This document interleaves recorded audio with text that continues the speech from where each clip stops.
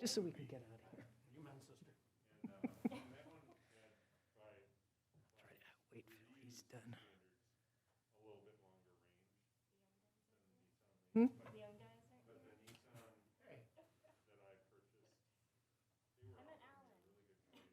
Yeah.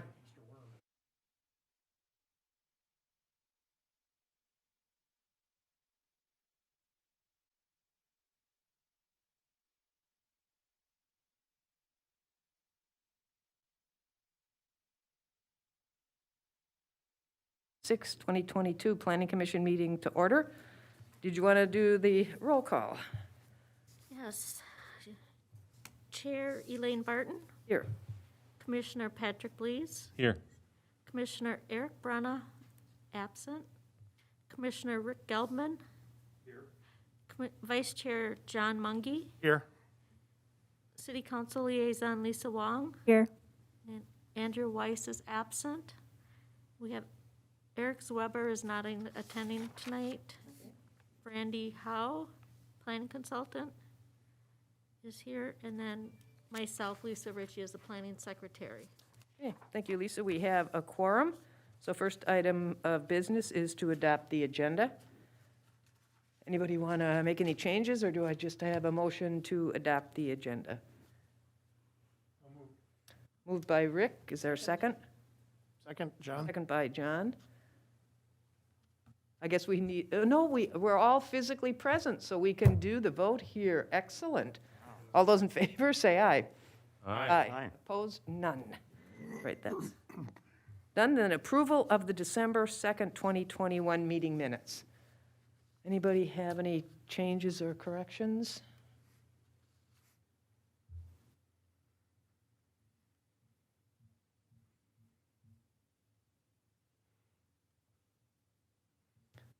If not, I'll entertain a motion to approve the minutes. I would make that motion. Second. Was that you again, Rick? Yes. Thank you, Rick. John seconds. All those in favor say aye.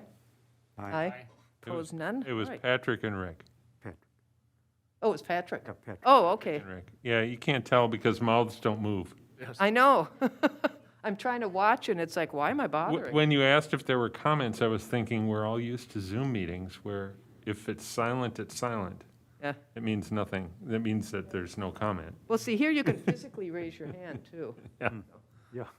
Okay, anyway, on to meeting open to the public. We have nobody here. Is there anybody on Zoom, Lisa?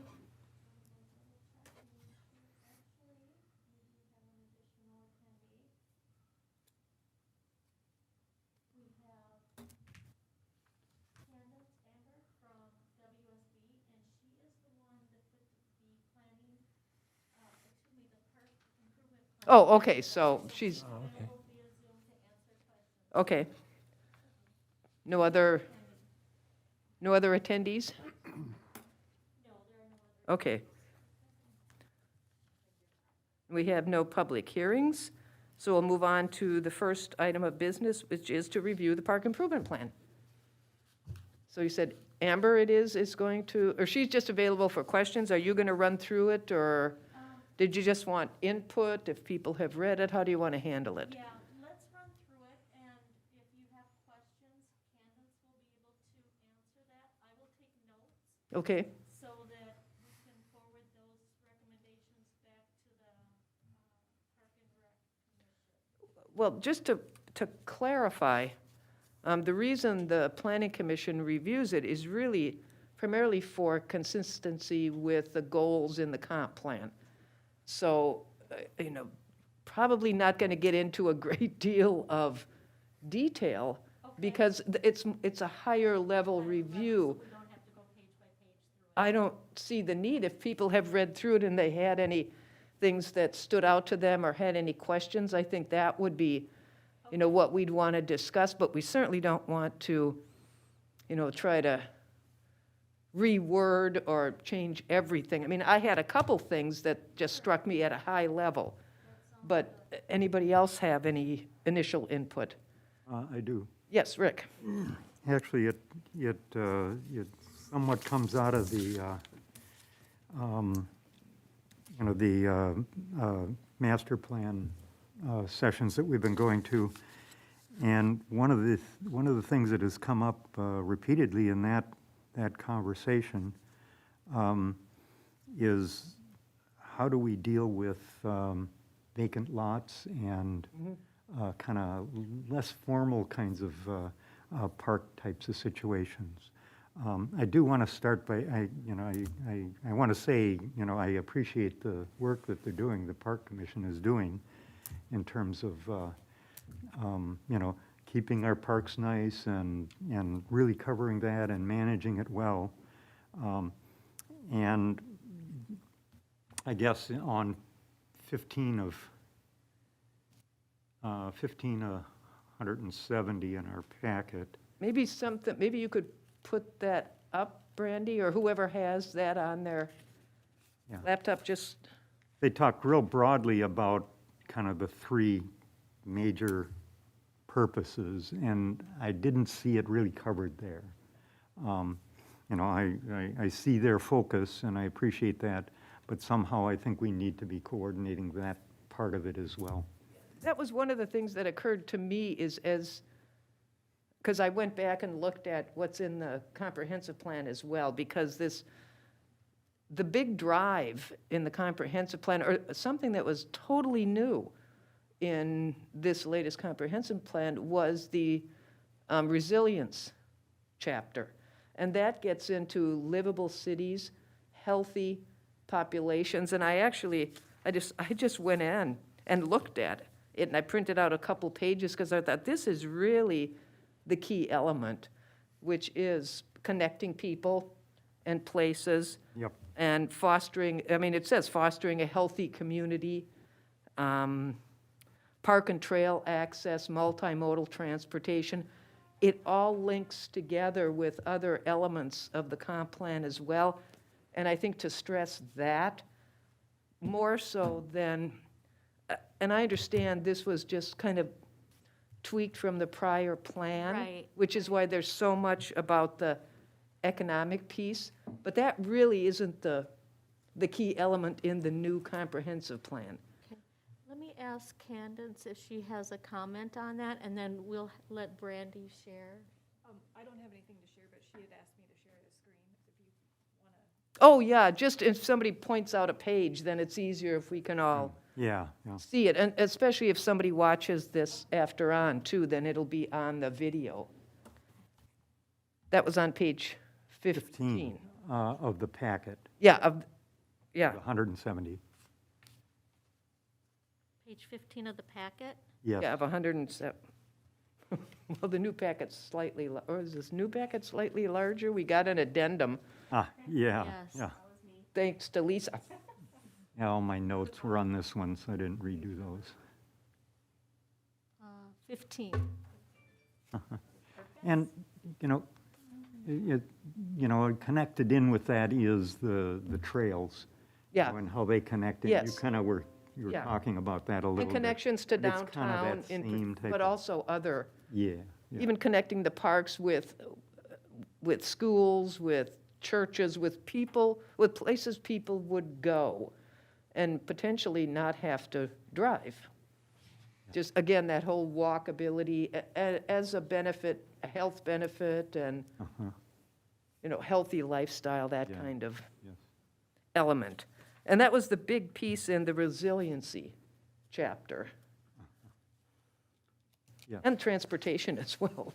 Right. And even parks, trails were a big priority, even in the parks Yeah. chapter. Yeah, very much. So, and I apologize, we're trying to work the technology Okay. at the same time. Well, So that's okay, if you this is can't. page 15 of the Park Improvement Plan, and we want to emphasize the drive is, we want to refer to the resilience chapter. Well, and the goals, which really, again, the goal of the park chapter is to provide access to parks, trails, and quality parks, trails, and open spaces for all. And that supports as a matter of fact, I think it says it right in, see if I can find.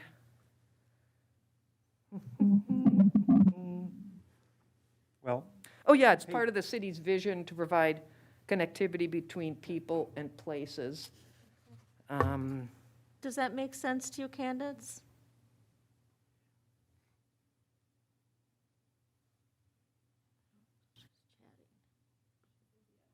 Okay, great. You know, if, maybe, I would just recommend, they must have a copy of our, just go to the resiliency chapter Okay, in the comprehensive plan, but it really, it says a lot of it because it also gets into the environmental protection and the Urban Ecology Center and the Environmental Learning Center and the two lakes, both Casey and Silver Lake, and native vegetation sure. and air quality. I mean, that whole thing relates to the park system.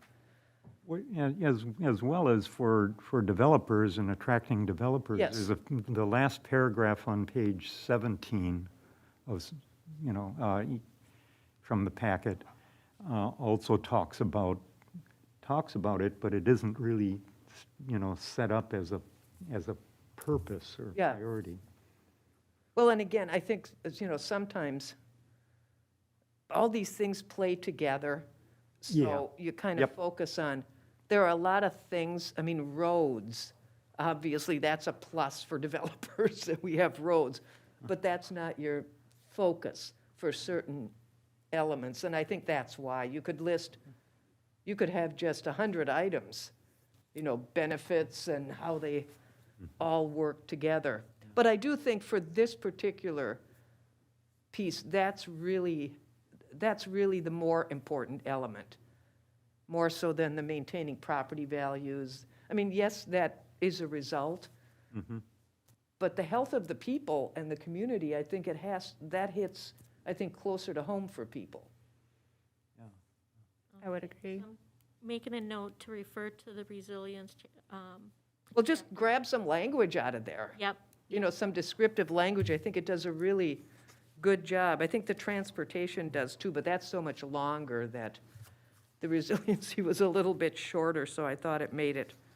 well, let me ask you this, do you think we could put that in addition to what they already have for their purpose, or Well, I don't think that's a problem. I just think it should? I wouldn't include have some 3 of to that? 4 paragraphs of just the economic piece. I'd focus on what's in the comp plan Okay, as far as this particular element.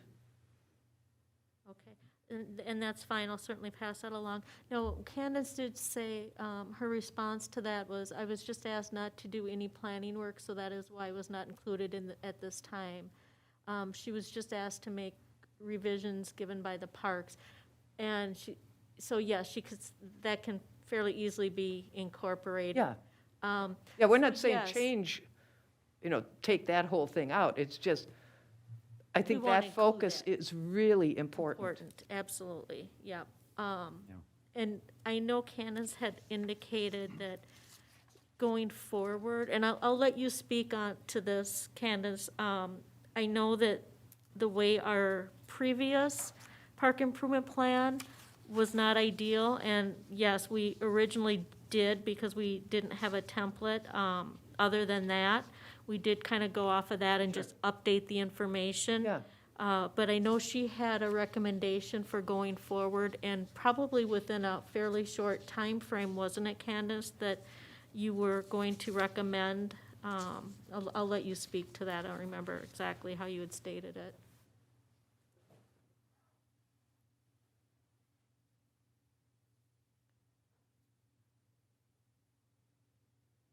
Is she on Zoom?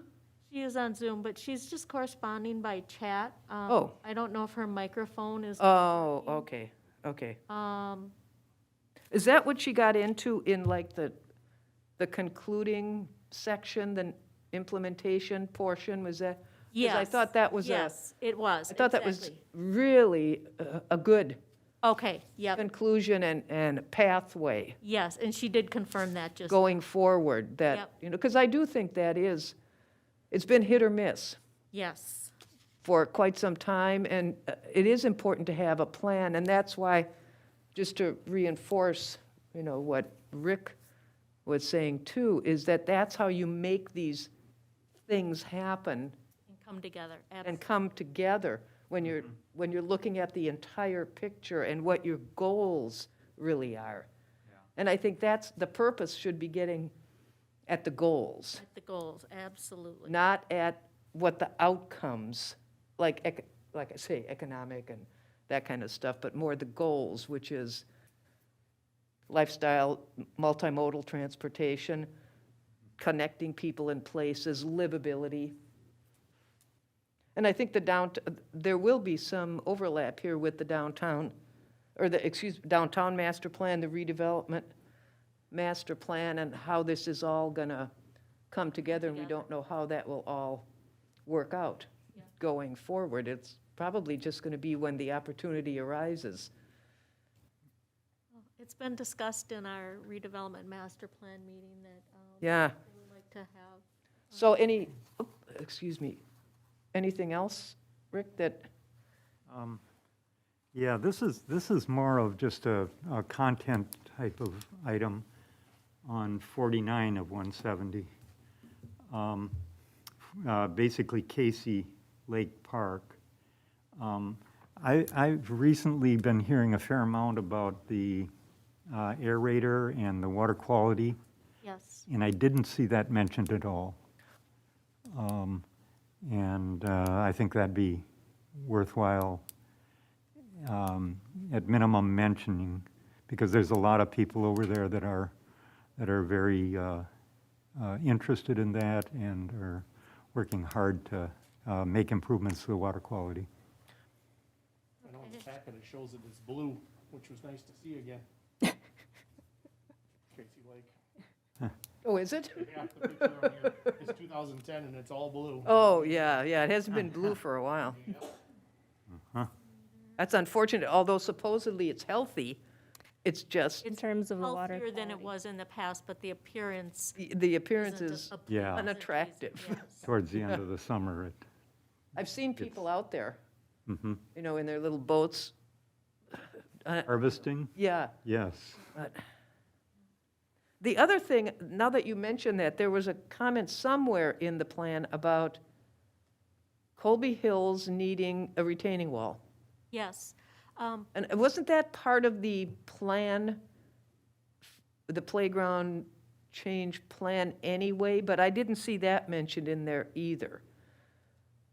And I think that was part of the plan that just hasn't been done yet and probably needs to Needs get to be done. I completed. agree. Yep, I think you're correct on that.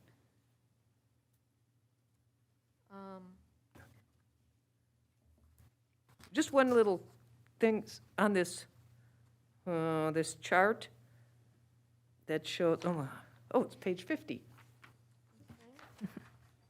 I like it. That's why I like to use this board portal, because I can print out the pages with my little notes, and then it tells me the page number it's on. Now, if I could just print the notes, my comments, that would be better than having to print the page. But anyway, up at the top, which is small, SNP, SNP, SNP, blah, blah, blah, it has, for McKnight, Casey, and Silver, it has RP. Probably should be CP, Community Park, right? McKnight, Casey, and, Well, it's 50 of the plan, Plan, yeah. because I brought aren't they that attachment regional up. parks? Hmm? I believe they're regional parks. They're community parks. Based on the definition in this report. Yeah. Community parks. They're community parks. That's what's in the comprehensive plan. That's the standard, those are the standard definitions that the Met Council provides.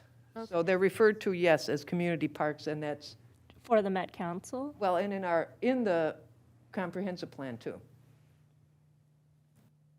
Yeah, regional parks has a very specific definition. Yeah, I think somewhere in here too that there was some, caveat in where they said, here, this is how the Met Council will, Right. And now this uses community parks. Yeah. I just happened to notice, why I noticed that, I don't know. The only other, well, I'll just do my little detailed comments as I was paging through. But on page 49, there's the thing of all the amenities. Well, not all of them, but various amenities. And on the playgrounds, I think it would be helpful, and maybe this is a going forward, would be my guess, and probably that's already in the plan, but to differentiate between the age groups for playgrounds, 2 to 5 versus 5 to 12. Because I have no idea how many we have for toddlers versus how many we have for the older children. So, just so I'm on the same page as you, are you referring to page 129 of 170, which is page 49 of the park? It's page 49, and it has facility type and number of existing in the city at the top. So you'd kind of like a breakdown of, 2 to 5 and 5 to 8. okay. I know the one in the park by me is 5 to 12, which, that's one of those, well, I don't know where the closest 2 to 5 one is. Okay, and that can probably happen if somebody can give us the answer before this goes to print. Oh, okay. Okay.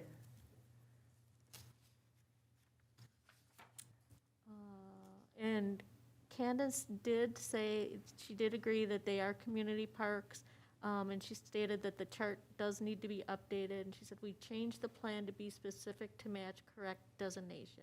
Okay, yeah. Well, that again gets just a consistency with the comp plan. Sometimes it's that technical, and other times it's just, bigger picture was the first issue. The other thing I did notice is the Environmental Learning Center isn't addressed anywhere. Or Central Park, which is essentially that little spot of land downtown, but it's And there was listed as a discussion park. on that, yeah, there was discussion on that, whether or not they were truly classified as parks. Well, they are in the comprehensive plan. Okay, That's my point of reference, is what's in the comprehensive plan. and you said it was the environmental, Environmental Learning Center, okay. yeah. Used to be the PCU, the Postal Credit Union, when they had naming rights, the Postal Credit Union. But it was still the Environmental Learning Center. And then what was the other one? I thought there was. Central Park. That's right at the corner of Sepulveda and Margaret. It's a little triangle of land by the parking lot. I think it's maybe a fifth of an acre or something like that, maybe? Where that big gas meter is? No, it's kind of, I think it's across from like the statue, the Crittenden. By like the bus stop?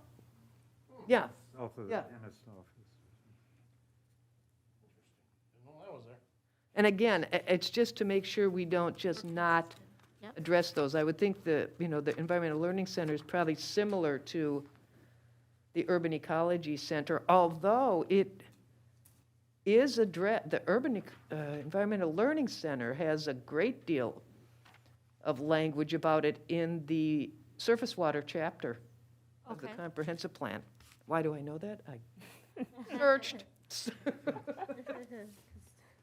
Why wouldn't Because you? it's a flood Mitigation. mitigation, yes. There is reference to the Urban Ecology Center on page 58 of the packet. I'm sorry, I couldn't hear that. On page 58 of the packet, there's reference to the Urban Ecology Center. Yeah, the Urban Ecology Center, yes. I thought that was what you had mentioned. No, the Environmental Learning Center. Oh, well, that's what it is. It's called the Environmental Learning Center. What's the Urban Ecology Center? They're two different things. What is the Urban Ecology Center if The it's? Urban Ecology Center is across south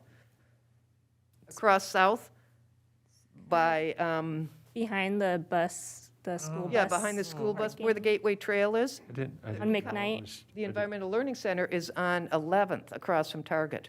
Used to be called Target Pond as well, right across 11th. Okay, then the, So yeah, they are two different things, both kind of overseen by Ramsey Washington Watershed. and I think the zoning map shows it incorrectly. I think you're right. I agree. I'm assuming that we're not checking things like typos and grammar and stuff like that. I didn't go through it with that kind of level of detail, so I saw a few things here and there, but I'm assuming that's somebody else's job to prove. Yes, and Report. depending on what version you're looking at, I had one that had the annotations printed out, so any of those typos would be on there. If you do see something, I'd be happy to write it down, and then we can make sure. I can give it to you after. Okay. It's, if it's little stuff like that, it's not worth bringing up in the meeting. Okay, I'll make notes of it if I see things. okay, sounds good, thank you. I can always just share my file with you. Oh, well, on page 11, now, again, this is 11 of the plan, of the park improvement plan. Oh, that's blank. Is that a holding space for a map? Let me look at the index. Oh. Nope, that's on page 7. We do need to, inventory conditions, small park. Yes, that needs to be deleted because I think in our previous plan, there was a title page, just inventory and conditions. So we can delete page 11. Well, I have a page 11 that's the park classification specialty park. Yeah. So maybe it was deleted in one of, I had two Two versions? versions of it, one with that, with your annotations and one without. And so maybe I was using the one without the annotations, so.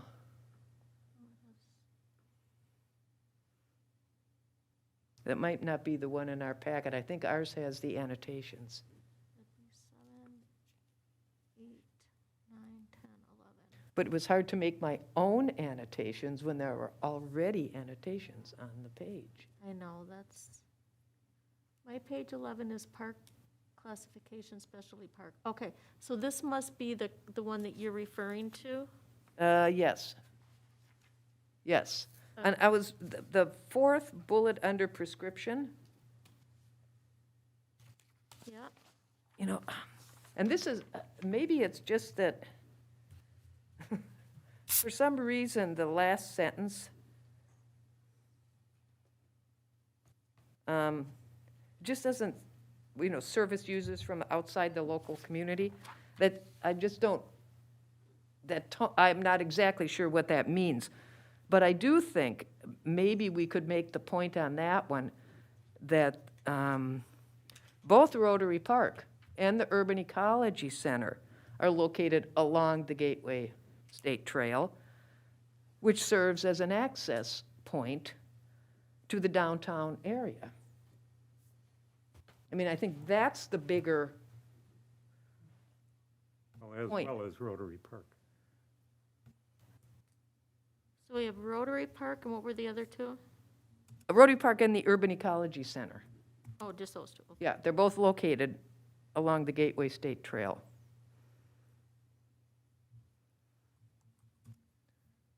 And the trail serves as an access point to the downtown area.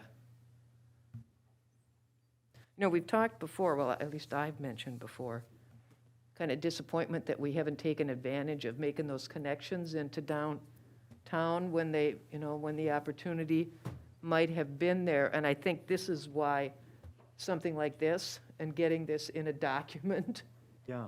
as part of that bigger picture can be so helpful. Because when we were talking about Brothers Bistro, and there's Henry right there, there's an entrance, but we haven't maintained it. It's almost unusable, right from the gateway. Yeah. And I don't think it'd take a lot of financing to No, make it much more desirable, much Yes. more welcoming. and attractive. than- We also get into the aesthetics of it, because it's so overgrown, it's just really unattractive. Not something you'd probably even want to, you wouldn't think it would lead anywhere. Yeah, By the where look am of I it. going to end up, Yeah, where am I going to end up? Right. So that was maybe one of those wording things that, Okay. Under the prescription for it is where yeah, that fourth bullet, I would just ideally reword the second sentence. Because I think that was the example that, or specifically, yeah. Got it. All right, anything else? I think it really is, the starting point more than anything else. And I really, I do think that the concluding portion of it really makes some very good points about the need to do some master planning. That is the one thing we don't have. And I was happy to see there was a lot of, not entirely specific, but at least the recognition that we have a lot of work to do on accessibility. Because we have very poor accessibility within our parks. And that is something that flies in the face of the goal. Particularly given some of the newer housing, for senior housing and, 55 and above, and a lot of, even just the apartments. Remember when the apartments went in on Anchor Block there, and we talked a lot about the bicycle storage? And they were very, they were very well aware that people who own bicycles and who are gonna live there, they keep them in their apartments. They don't store them, outdoors or anyways. So you have this, this mix of users that I think get lost sometimes. So, We're working on that, so that everyone's included, and okay. well, yeah, the needs analysis, that was a very good point to make. You Those new really, townhouses that are going in too are pretty close to that one park off of South there. Yes. behind the Yep. Holiday Station. yeah. Well, they're close to right across from the Urban Ecology Center, right near the gateway. Yeah. But the closest, what I would consider park with, typical neighborhood amenities would be Northwood. Because Colby has very little. It also needs a plan to do something with the vacant lot. I don't think, Well, they're currently using it as an ice skating rink, as you know. I know, yes, I know, and I really do appreciate that.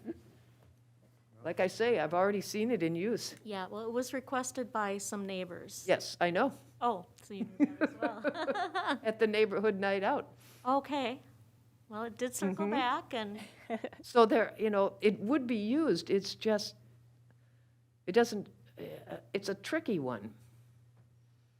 It's a tricky one. The other tricky piece, I think, one of the challenges is getting that broad range of input yes. that you're really looking for. I don't even know how you contact, like a large apartment building, I don't know how you contact those people to let them know, but those are the people who normally don't even know. There might be some kind of meeting or get-together, they don't necessarily live that close. Some of them probably don't even know where the parks are or where the closest park is. But I've thought about that a few times, is how do you get to those people? Maybe you take it to them, instead of saying, come to us. I know we also discussed during our meeting too, was maybe to take some of those spots on the main drag and make them into park with benches so people can enjoy, like during the car show and things like Yeah. that. That say open for redevelopment, still leave the sign up, Right, but make it pleasing for people to be able to. And then if we sell it, that's great, it's on the tax dole. If Exactly. we don't, we can still use but it. in the interim, Yep. make it useful and make it more Inviting. aesthetically pleasing, yeah, and inviting, yeah, instead of just letting it go. Well, and I do know we had that discussion recently about when the parking lot behind K&J is redone, about potentially getting a connection from that out onto 7th, but that could also be just a small, not a parklet, because that's a very particular kind of thing, but just a small little seating area, maybe, something like that, but green space. Again, just interspersed, doesn't have to be a big deal. Even if it's just a nice walking area. Yeah, Walk through, exactly. make it Yeah, that's both transportation and just the aesthetics of it, and the ability to sit down, rest, whatever, anyway. So Patrick, did you spot anything else, or did you have any specific high-level No, nothing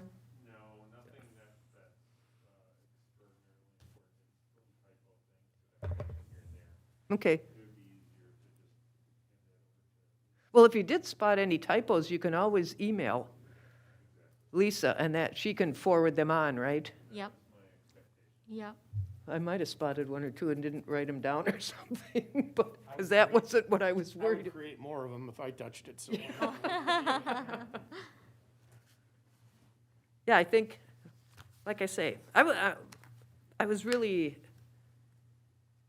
I thought it concluded very well. I thought it really kind of made the points of where we are right now, because a lot's been done in the last, 5, 6 years on getting some of the old, outdated equipment cared for. Yeah. So we're in a much better place than we were when the first park improvement plan was made. And going forward, I think it's important to understand these plans. That includes the redevelopment master plan and all of them. They live on beyond the people who developed them or are sitting at various chairs voting on things. So that's why, you really want them to carry some meaning, and you want them to be used. And that's particularly by the council, when it makes its decisions. Don't just pretend that plan isn't there and wasn't really thought through. Which is why I think it's important to have some strong language in it, in some cases.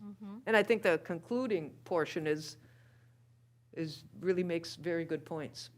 Absolutely. I should add to that, Candace has stated many methods for community engagement to gather input as part of a needs analysis, and yes, we go where they are. So they're definitely, Yeah, I know WSB has done that. yeah. I mean, a lot. So, yeah, they think they're in a very good position to have like open house type things where it's very free flowing. It's more similar to the community cafes, from the comp plan where, it was just a throw these things out there.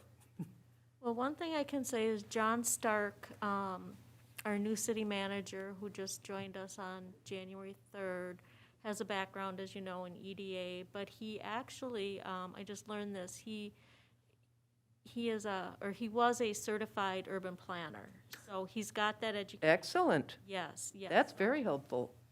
So he will know, and Yeah. he'll know what it takes to execute what we need done. Yeah. Well, I recall back when, that's just personal comment, when the 19th Avenue street project was creating such a ruckus. And I think it was you, Rick. I think you spoke at the council meeting, at the public hearing about it. I spoke. And I remember your comments regarding, I think it was you who essentially said you believe in planning, that plans matter. This is a good example of, how they can get you moving if you do it and then follow them. Follow through, right. So I would say, with those changes, just the focus, at least from a comp plan, is on what the comp plan says as far as the overarching goals are, just to make sure we've got that focus strongly stated in there, and that's where we started the discussion. Other than that, it's just some minor things I think some of us spotted as we were paging through. Lisa, did you have anything in particular that occurred to you? In terms of like the overarching, no. Some minor things on the implementation side. Just the edges on the volleyball court, that's really dangerous. That's all. But other than that, really, I think the plan is really well done. I appreciate the budget aspects of it. That's really helpful for us at council to kind of have those budget discussions around Yeah. and get the ball moving on those parks and trails. So Well, I one do thing- appreciate that. One thing we have to add to that is, those numbers are clearly estimates, and as Right. the projects come to fruition, they will go out for bid, and you'll have closer real numbers for each Right. project. I know that was one of the concerns that the Park and Rec Commission had, is they thought the numbers are really high on a lot of the things. But when it comes down to it, we're gonna know what we're working with when the project does come along. Well, and I think realistically, given some of what we're talking about, I think we need to understand, we might be getting involved in, council might be getting involved in some bonding. Yes.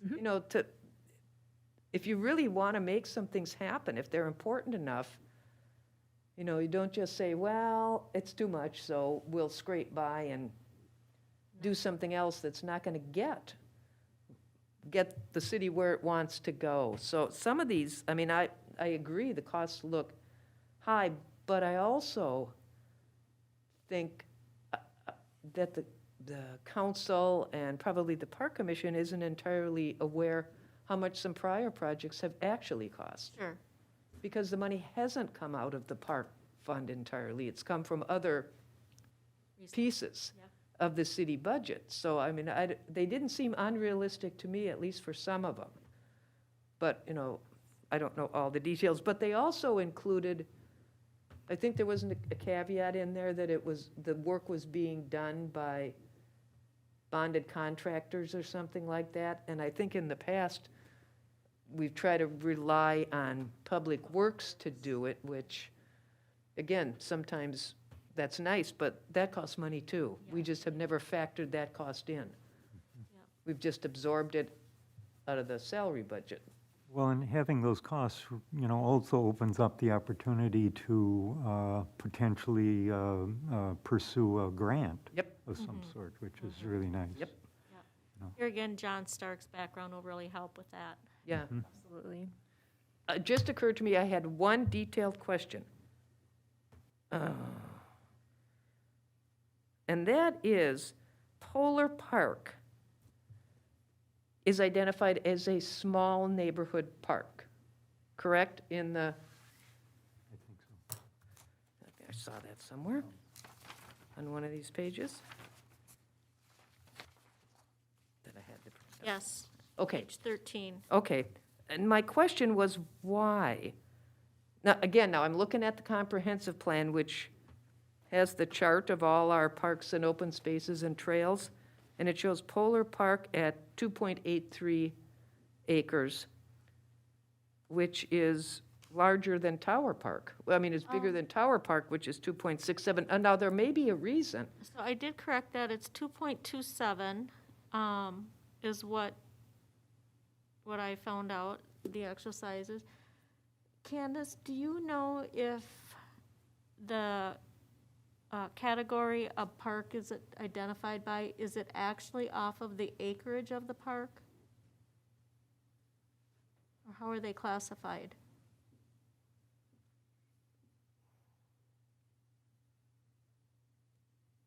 She used the previous classification on that one.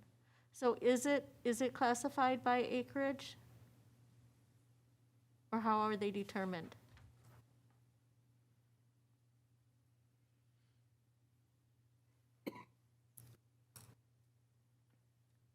Usually under 3 is small, which this one is. Okay, But you said Tower Park, so what Tower category Park is under 3. is under, in what And it's, category? I don't necessarily have a problem with it. It's just when I was reading it, because it was one of the things that had more detail, it seemed like there was a lot being done there. That got into the potentially when you, around $300,000 worth or something like that I don't remember You got exactly, a lot but, more stuff in Tower Park than. but it has a lot, Oh, but it I would see. end up with more or comparable to what Tower Park has. And I thought, well, Tower's a large neighborhood park. Yes, I do agree. I think Tower Park should be moved to a small park based on the size. They're going by. I don't know, because I don't know Yep. why they were identified that way. That would be something I think If it goes by amenities, then Polar Yeah. Park is less than Tower Park. yes, because right Polar now, Park has a lot more stuff in it. yes. So, But if you add a lot If more, you do land, then it would be, yep. I already did look up the acreage, and in my annotations, I have Tower Park at 2.23, and I have Polar Park at 2.27. So I think they should both be categorized under the small neighborhood parks, and I'll make notations on the hard copy. well, Lisa, Yep. just let me say, I'm looking at what's in the comp plan. Oh, This is our, because it shows the acreage.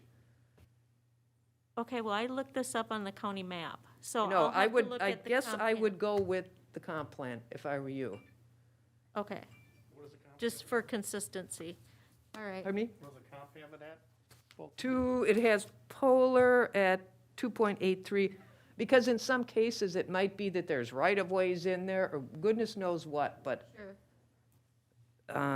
but this all of this adds up to the total figures we have used for our parkland. So it had Tower at 267, Polar at 283, and Housie was 296, not much Yeah, more. barely. And Yeah. tower, when you take the water tower circumference out and the water tower, and the Yeah. cell towers out, there's much less park there. Yeah, space. Yep. Usable, so to speak, yeah.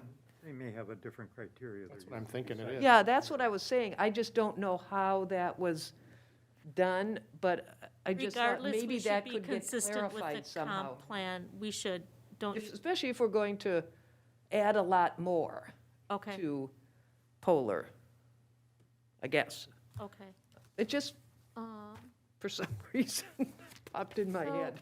Candace added some classifications will just have neighborhood park and mini park for those more around 1 acre. So we could change classifications. Yeah, mini used to be like, Dorothy what, Park, I think, Dorothy would be and a Colby mini, was yeah. under an acre, and Country Club was under an acre, Central, obviously, under an acre. And those were, at least in the comp plan, they're mini parks, but they were kind of combined with small neighborhood. And so that became the category for the park improvement plan. Again, I just don't know how Polar in particular, because Well- it's larger than the typical small park. Yeah, so would you agree that it could be changed to just neighborhood parks, and then if anything's under an acre, we could call it a mini park? Oh, I mean, I don't have a problem with however they're categorized. They are neighborhood parks, that's how they're classified. They were just broken down to small and large for the park improvement plan. Okay, so yeah, that was Candace's recommendation. So Okay. I think that's a great idea. Okay, because in some cases, you never know, especially when you're designing, if you're gonna take a space and just say, well, let's just redo the whole thing. Yep. You might be able to get more in there than you thought you could, because the way it's laid out now just isn't as productive or as good a use of space. Okay, got it. Okay. Okay, All right, thank you. sure. All righty. And if anything occurs to anybody between now and, the next week, shoot it off to Yep. Lisa. Send me an email and You know, we'll get it updated. you're sitting there in the cold by your fireplace and you're reading through the plan, you think, oh, wait a minute, I have a question. Okay, let's move on to, review of the open meeting law as it pertains to commission meetings via Zoom.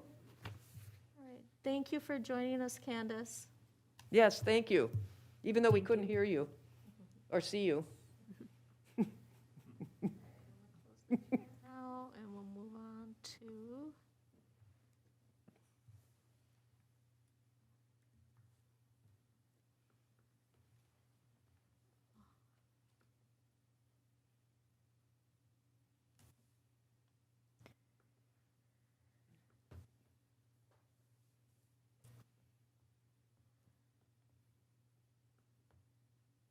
So this was the code that Soren had forwarded to me, if you had any questions about it.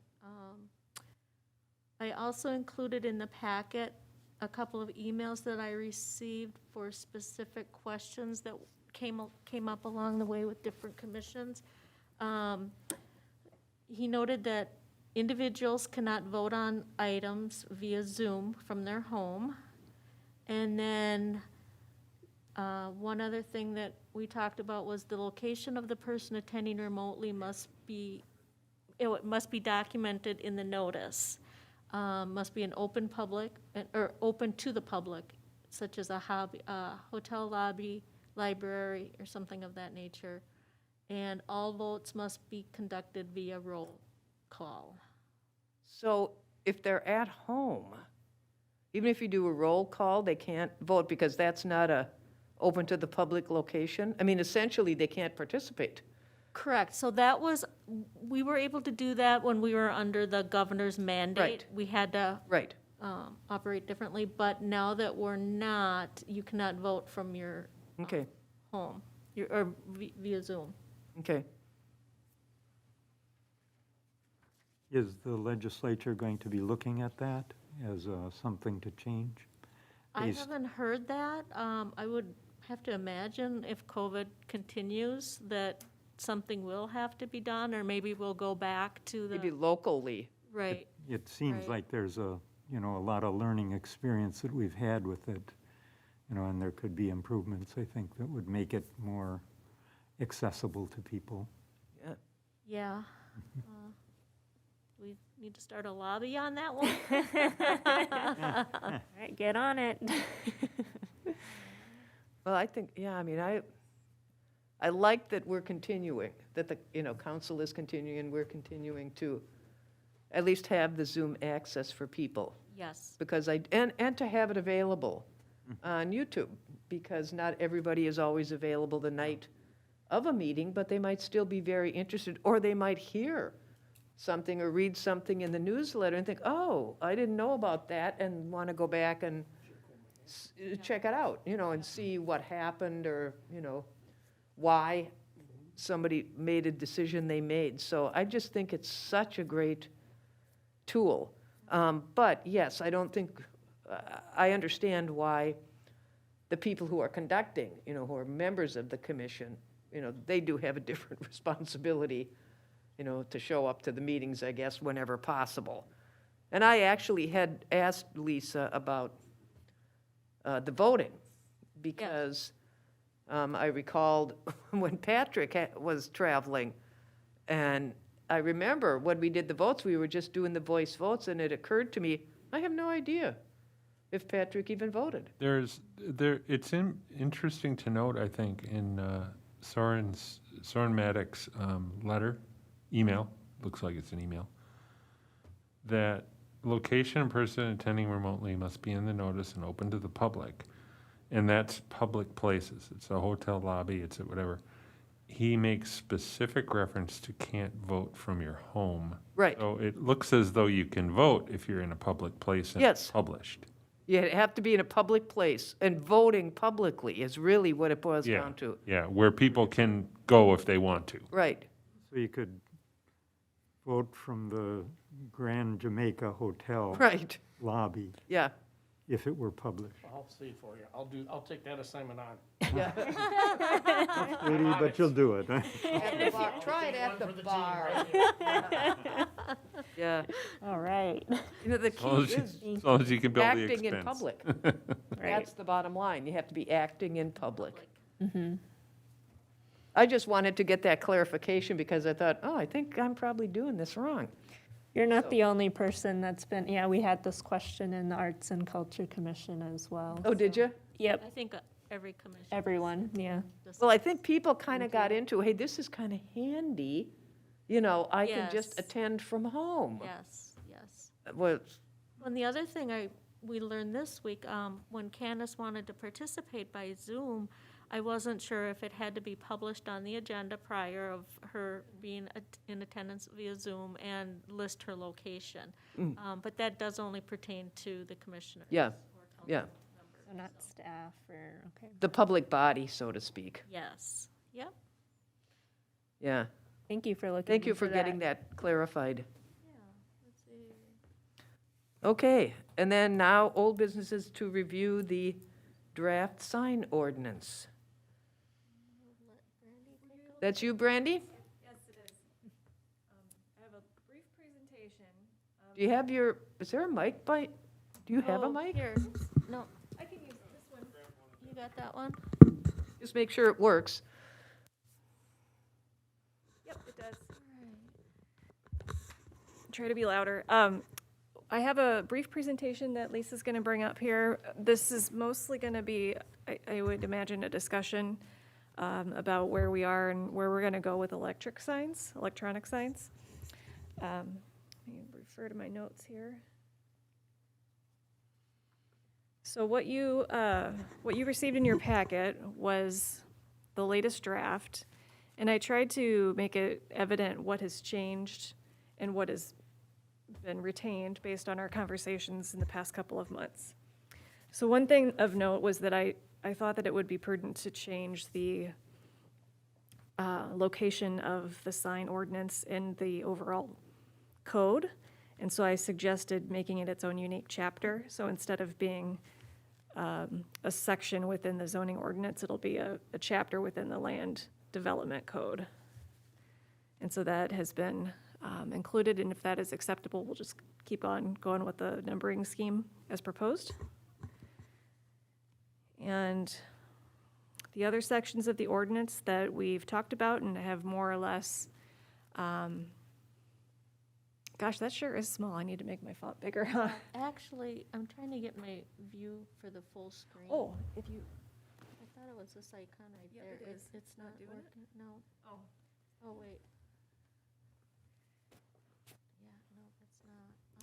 I'm gonna need to get glasses, but what we've done to date so far, the introductory provisions, the applicability section, purpose statement, and as of the last meeting, we added the interpretation. So if there was something that an applicant wanted to do and it wasn't listed in the sign code, an interpretation would come to the Plan Commission and you could make a determination on whether or not it was acceptable. The permitting section has been updated, the exemptions and prohibited signs. So those are all the things that we've discussed in the past and I think are more or less good to go. If you want to move to the next slide. So in the draft, the items that we can discuss are the definitions. So as directed, I pulled in all of the definitions from the existing code so you could see those. I have added some new ones and I've crossed out some old ones where it felt applicable. And then I have added general sign regulations, the computations, which include the location, height, area, and setbacks on property, and the materials, construction, and maintenance of signs. So those are the new sections. And then the last thing that we could discuss is the electronic signs. So currently, your code includes a definition for electronic signs, but doesn't really indicate how they're regulated. So as you can see from the first slide, there was a picture of Cowern Elementary, and that was an electronic sign. And apparently it was acceptable back when that permit was pulled.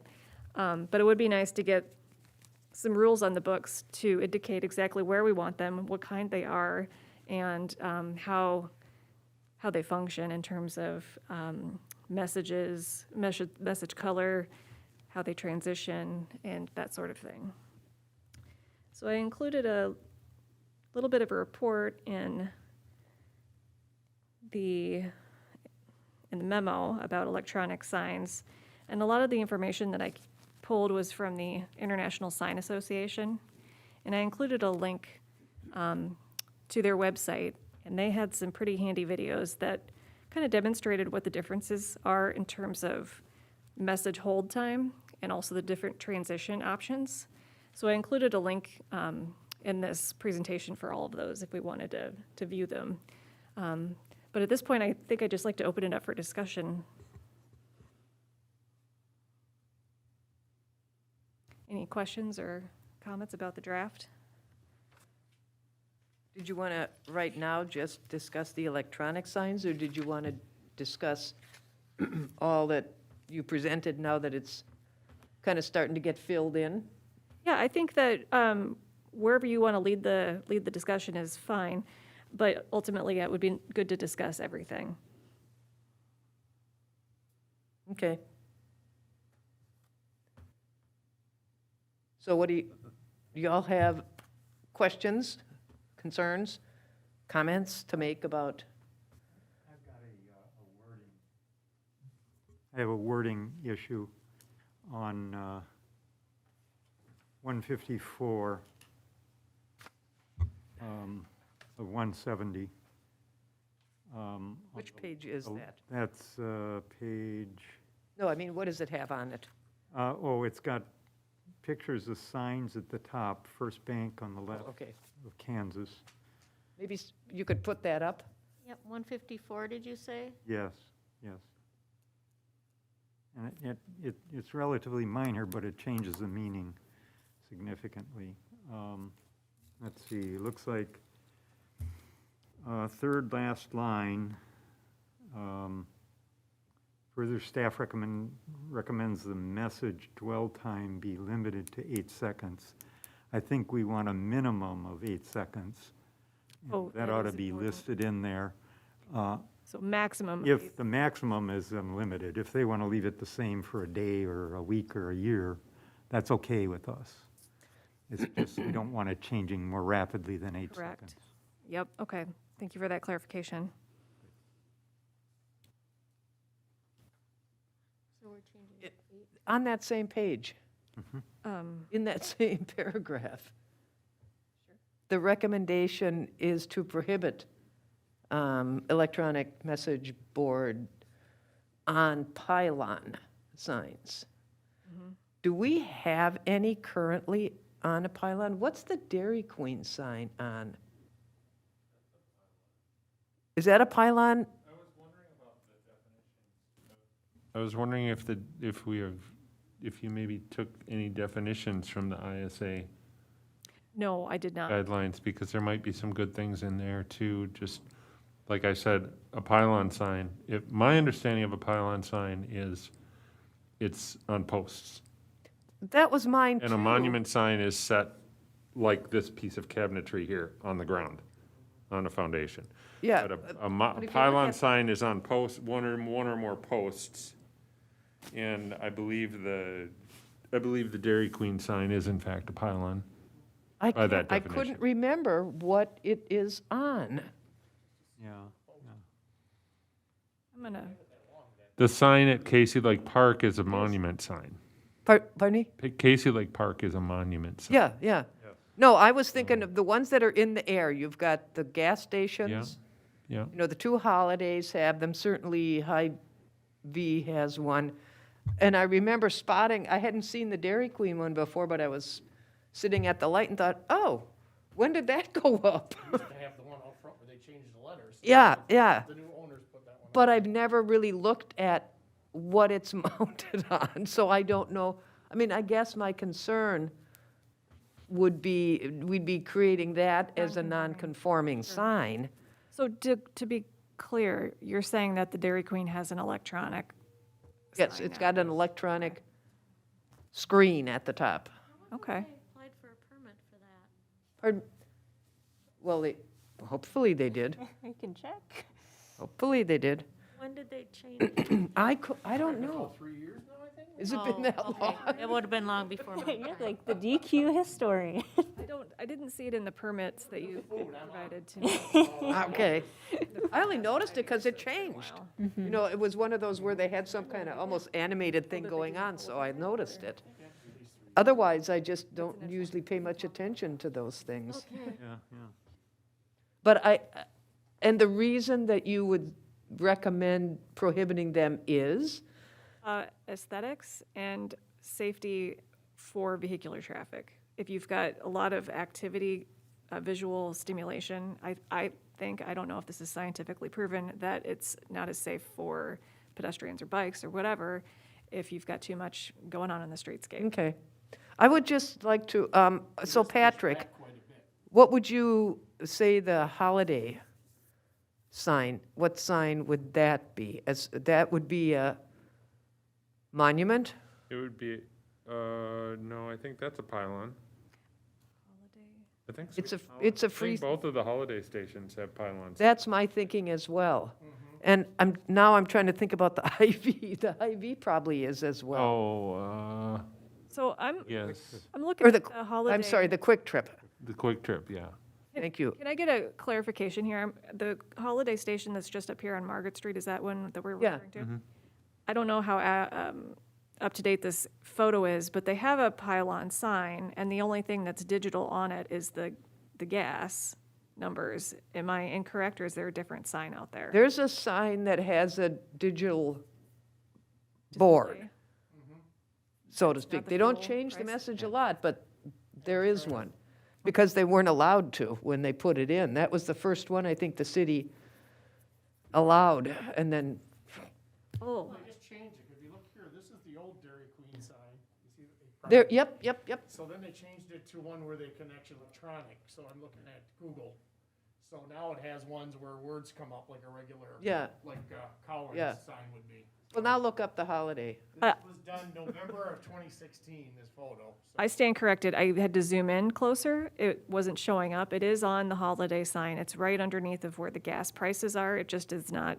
Okay, It didn't photograph very well. It's kind of blacked out. yeah. Yeah. But you're right. There is precedence for having those in the community as. Exactly. I mean, I'm not saying, I think it makes sense in some cases, particularly when you need that kind of visibility from a highway. And I know St. Pete's is looking at putting one in as well. Now that, I question, well, not a pylon, Oh, though. excuse me, no, that would be the monument. Monument. I mean, I can see it around, that's just it. I hate to prohibit something because we do have the highway and, you know, there's a grade there and it makes, when there's a business that depends on highway traffic, you know, they need to have some visibility. So I don't know what to say about that. Maybe in certain districts,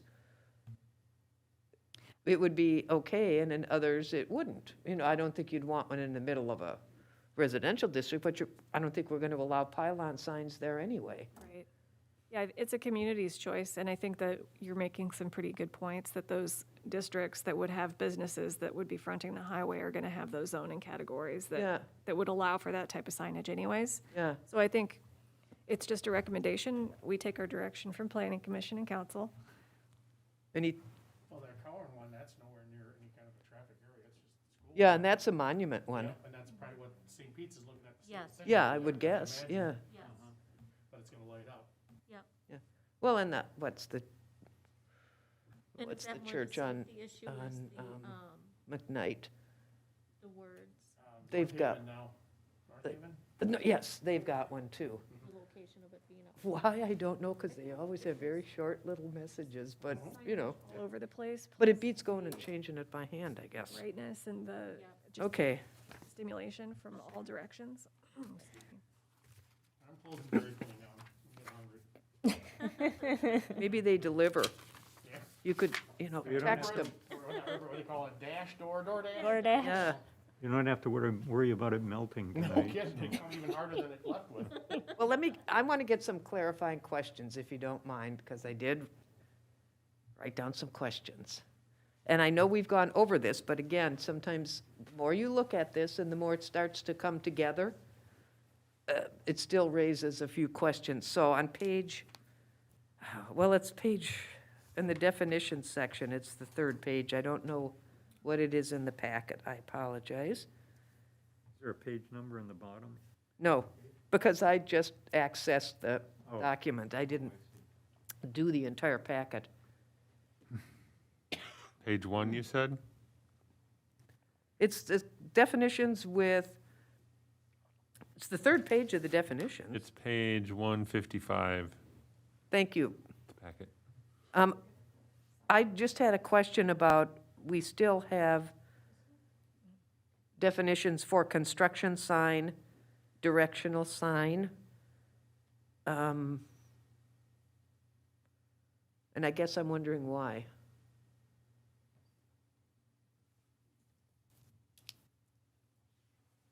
Why wouldn't we?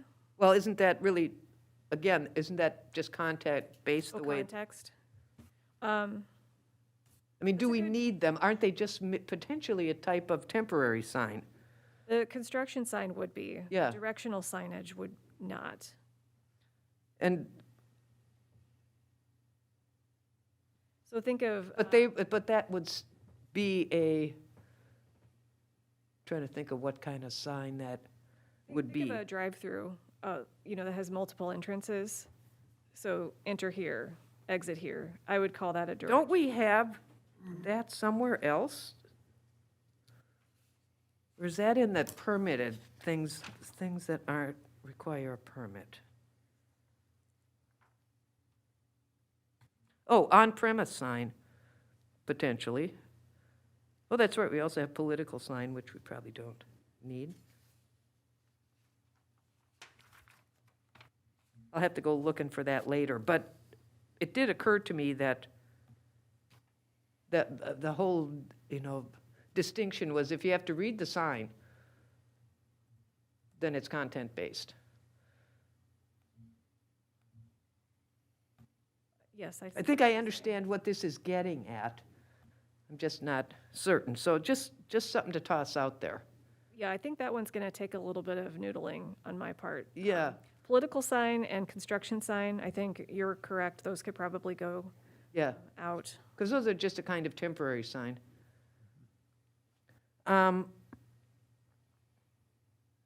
The other was, we have flag and flag sign. And the flag sign is specific to, well, appears to be specific to advertising a business or service. So, is that how, am I reading that correctly? You're asking if that is, Does it mean any flag, or does it only mean a flag that is advertising a business or service? well, the discussion that we had last month was differentiating any flag, like a national flag or, the city's flag or decorative flag from something that's intended to, promote something, promote a product or a business. But again, now you're getting into, you have to, Yeah. you have to into read content. that to figure out whether it's advertising something or not. I guess I'm not certain why we just don't define a flag sign, You're making. Well, the way we define flag, that seems to me the definition of a flag sign. Any fabric or flexible material attached to or designed to be flown from a flag pole or other similar structure. That's fine, That seems to me, except when does it become a sign? well, flags essentially are symbols of something. Yeah, are the flags in this room signs? I Well, think that's let me the put it thing we this way. need to define. I'll tell you, let me put it this way. If I wanted to burn one, yeah, it would be a sign, free speech, I could do that. That's what the whole question of the speech issue is. It's a symbol of something, and that's a form of speech. Oh.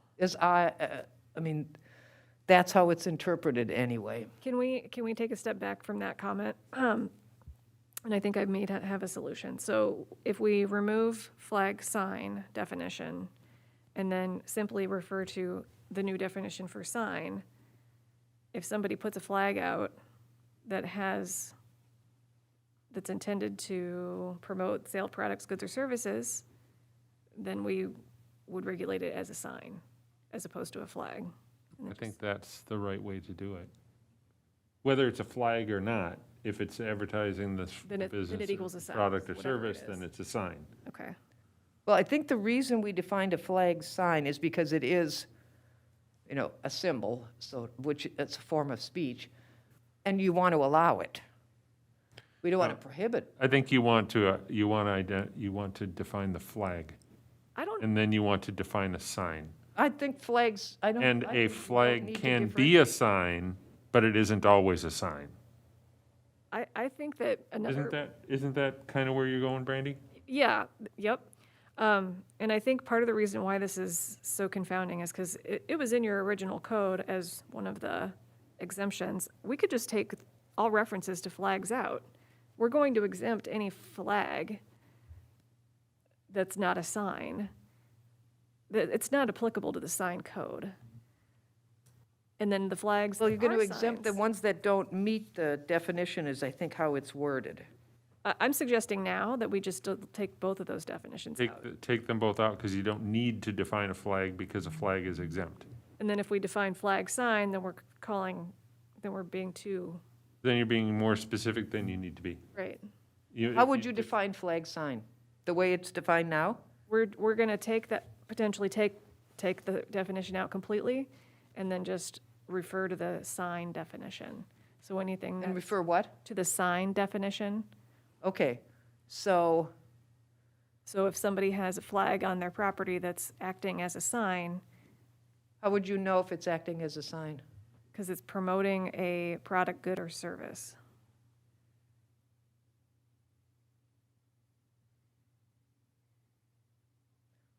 What What do you- difference does it make if it's promoting, well, I'll just ask that question. If it's promoting a product or it's promoting a point of view, Right, what difference does it make from a sign regulation perspective? yeah, like a political perspective outside of election season.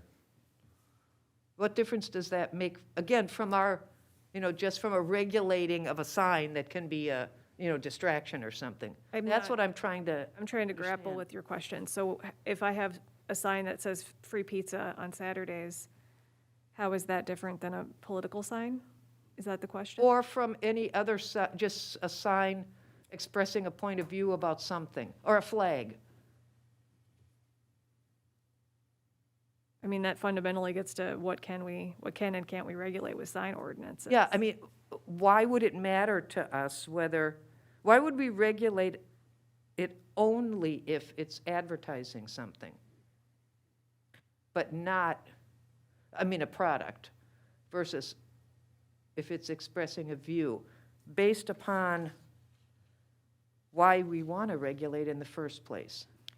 Are we talking about flags still specifically? yeah. Okay.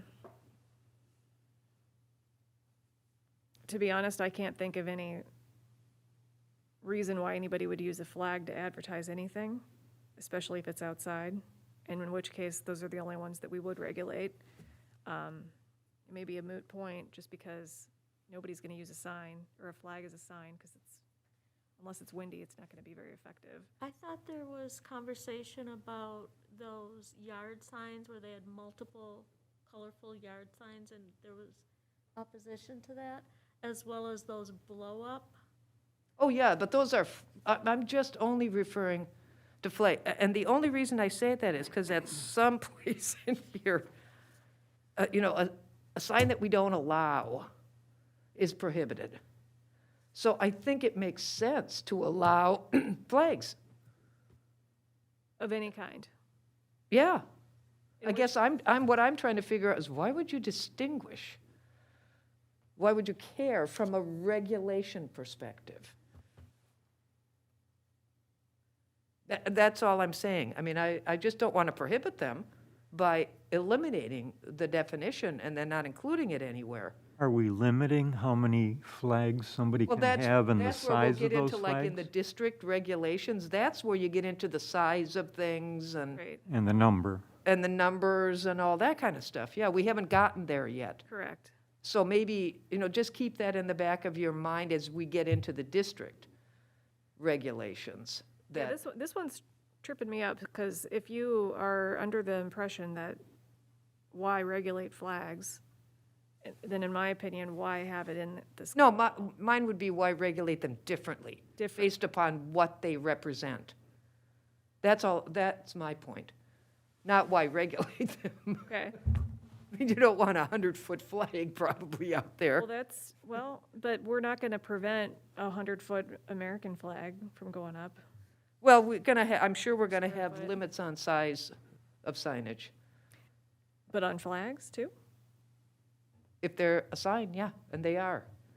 But if it's not a sign? If it's not a sign, we're not going to allow them, right?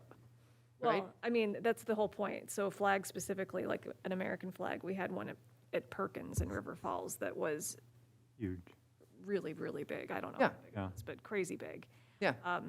And so that's where that question is, would you want to regulate so you can't have something that's 300 square feet on a flagpole? Well, I think that's the discussion, yes, I think that's when we get to that section of it, because I think that is another one of those things that might vary. It might, I don't know, might not. By district is what I meant. Oh, I see. by- Yeah, and what would happen if they switched it to a Perkins flag instead of Oh, an sure. American flag? Then, Yeah, exactly, what do we, yeah. how do we deal with that? I mean, I think you want to allow them specifically, but then you just regulate, and you regulate regardless. Oh, anyway. Okay, so that was basically a clarifying question that we'll put a pin in, correct, until we start talking about districts. Yeah. Okay. What was the other one? Up.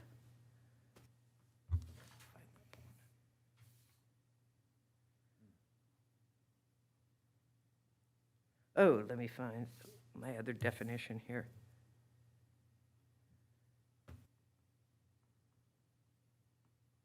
This gets back to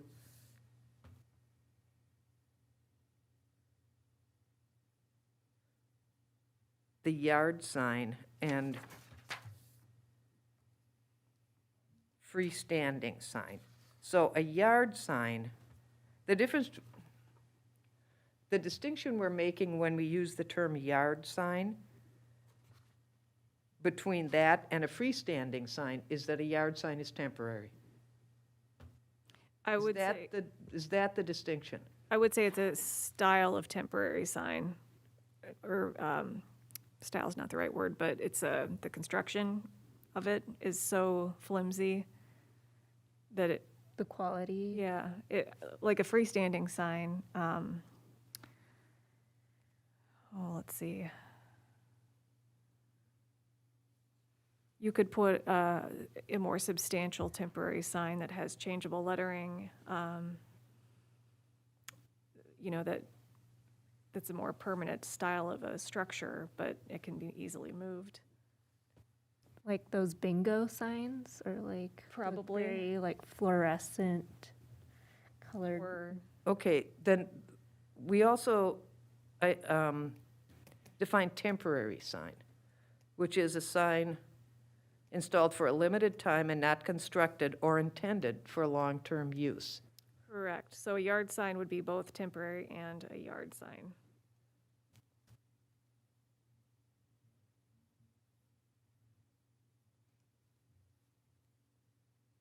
What other kinds of temporary signs are there? I think there's probably all kinds of temporary signs. What about, Those like, they call them like feather flaggy things that you put out for rent right now. Okay. That would be one. Yeah, I- banners. Banner of some sort. Yep. Those stringer things that, advertise. I'm just trying to understand why. Well, on yard sign, though, on the definition for yard sign, I actually probably would eliminate the second sentence. Okay, I would agree with that. I think that part of the discussion on the sign definitions may be best to wait until we get into the broader discussion of how we're going to regulate in the districts. And then we can refer back to these and see how they, Yeah, I they was just work. trying to clarify, why we just didn't define temporary signs and leave it at that. Why we had to have a specific, because, you could have a temporary window sign. You Did could, we want to define that? but you might want to regulate those differently than. Yeah, maybe. I was just, in my mind, just trying to think that through. Why would we want to do that? So, Sure. again, once we get into the more specifics. So, but I'll make a note of striking that second sentence. Yeah, Everybody that knows just can that. confuse things, I think.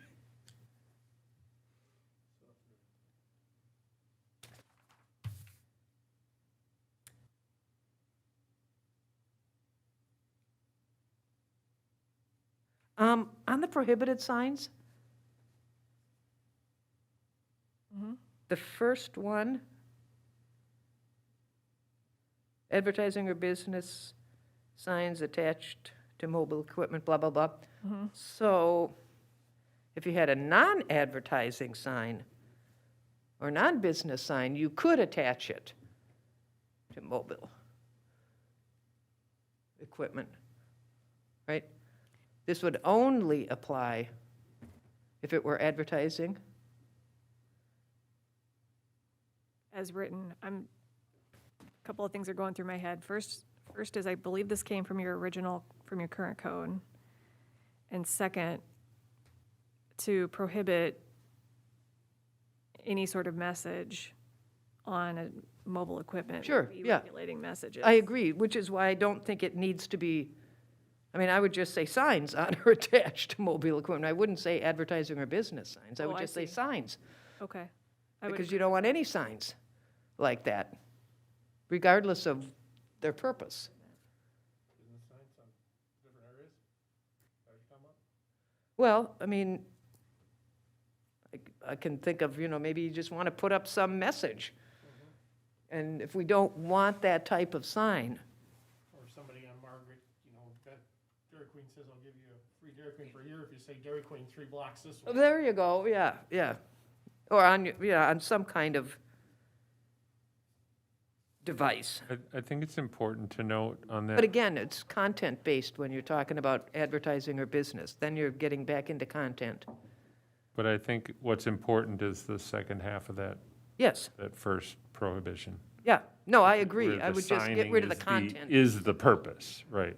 That protects you from things like logos on the side of trucks, commercial trucks and things like that. Yeah. We aren't regulating. I don't have a problem with prohibiting it. I just don't want it to be specific to the content of the sign. Yep. That's what we're trying to get rid of. So, yeah, a lot of this, I'm sure, that this is what was in our code, which is why we need to get it changed. Sure.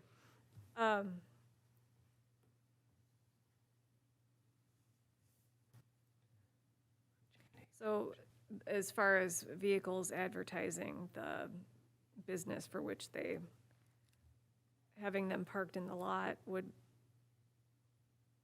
be in opposition to this. No, I mean, if you have, for example, if you advertise your business on your truck, that's not the principal use Oh, okay. of the truck. Or the sign, oh, I see. And that's what Patrick was getting at. I mean, if that's all you're really, I just parked this here forever, and that's, Right. It's like those Las Vegas ones. yeah, Yeah, you would. like your vehicle, for goodness sake. Clown car. Okay, so this is a simple clarification that it's basically signs attached to mobile equipment where signing is not the principal Yeah, use of the equipment. That's an important caveat there. Got it.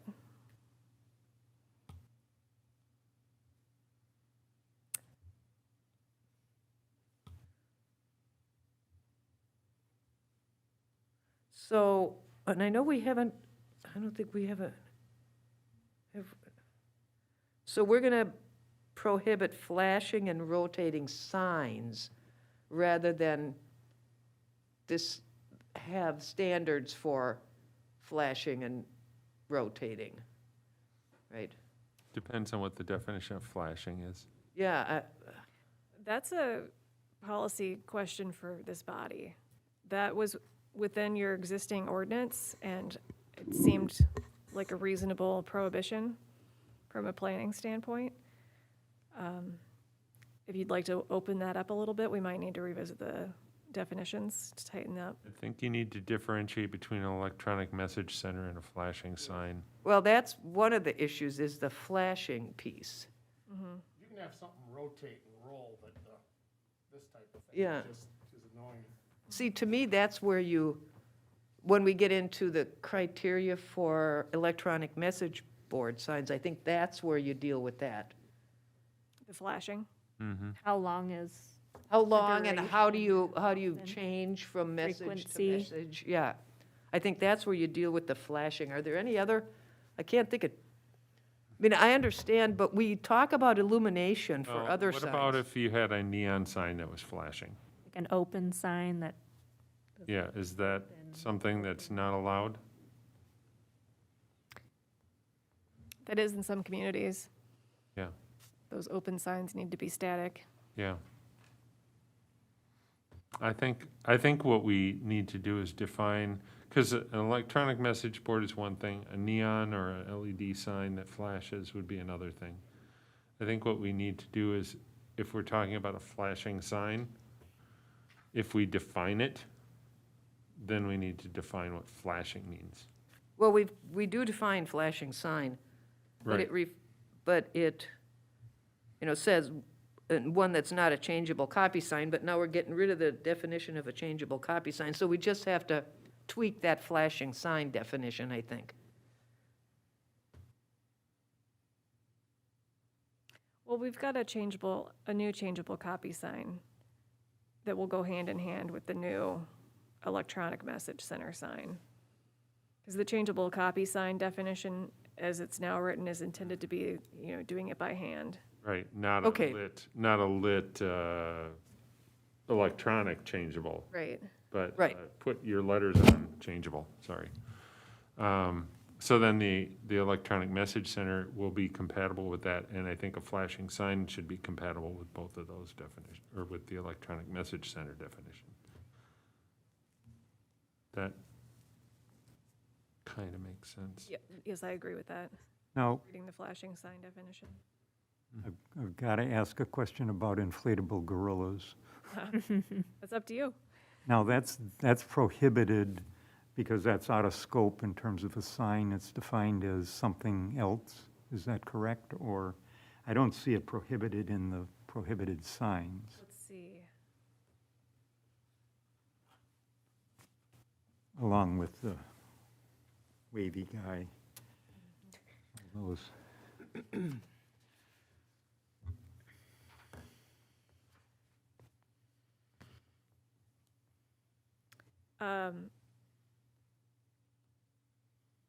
I guess I would like to take the temperature of the room in terms of the inflatable gorilla or any other movable, it's not necessarily a sign, but a device.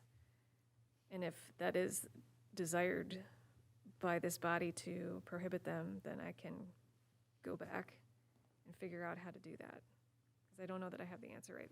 Yeah, I guess in my gut, it just seems kind of tacky, and I think that's something that in terms of the quality of the community, it's something we're not particularly looking to promote or allow. What are you specifically talking about? The giant inflatable gorilla on the roof of the We ever had building? any? Just the tube man. Yeah, the tube man, Here and there. yeah. Oh, yeah. seen those. There would be something like that to be a time limit, like for a grand opening. Yeah, Well, I think a that's. temporary sign. Yeah, maybe we'll talk about that when we get to the temporary. That's what it seems like, it Or falls do into we the temporary prohibit sign those? category. Yeah, Yeah. Yeah. Oh, 'cause you wouldn't have it Allow it as year-round. permanent sign. You wouldn't have that year-round. Right. Unless it's a good-looking gorilla. All right, John, I'll look for your giant gorilla. but I was really asking about flashing signs because I was wondering if that could be cared for in illumination. Because we do have illumination, or we did, and probably still will have the illumination standards where we get at, how bright they can be and address, and that seemed like a place we could address that rather than just, have a sign called flashing sign. Right. We do have an illuminated sign. Yeah, that's definition. what I thought. That would be cleaner. That's where Yeah. it should fit. Yeah.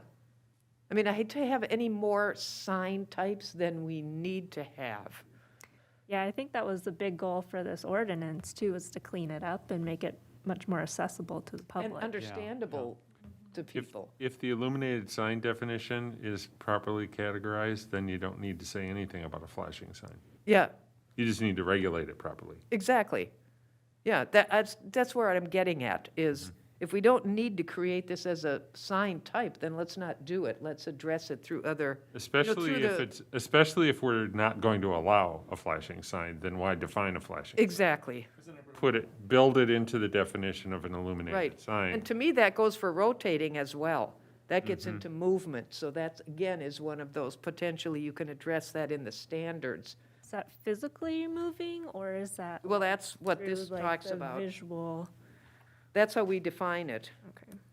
A sign or portion of a sign, which in any physical part or in total turns about on an axis, rotates, revolves, or is otherwise in motion.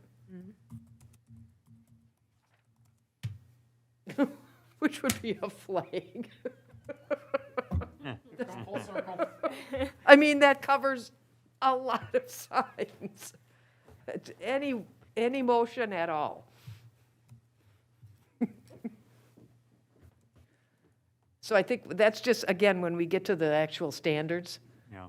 then we can, touch back to maybe those two sign types that we've prohibited and see if we really need to even include them as a sign type or define them.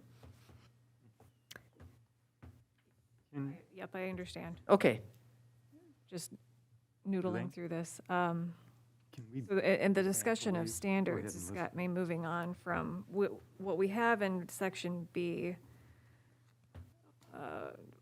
the general sign regulations B, which is computations. So far we've got area measurements, height, and then setbacks and location.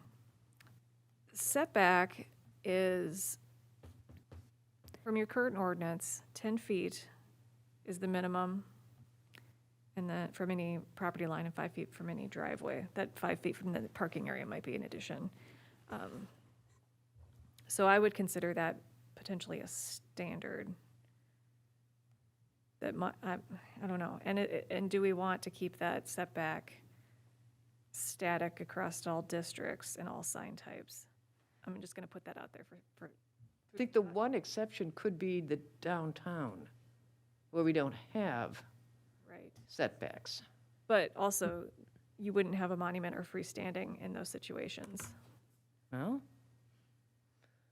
yeah, I would could. really favor simplifying. But you'd have to have it set back 10 feet. yes, you could, but you could, we have some with setbacks. You have some, We don't have any that have freestanding signs oh, I see. that I'm aware of. But go ahead, Eric, or Rick. Yeah, I would really favor simplifying, how many districts have different criteria for, size and setback, and to limit that as much as we can. I think it just makes it a lot easier to understand the ordinance. Sure. Okay. So what I think I hear you saying is that 10 feet across the board is probably preferred than trying to differentiate between the Yeah. districts. Their pretty much have possible done that. exception might be downtown. Right. Yeah, That's what yeah. I was going to say, because even downtown setbacks for buildings are even 0. Right. Yeah, So I think we don't want to have that setback apply in the. right. But would you want a pylon sign set at the property line or 2 feet from the property line in your downtown?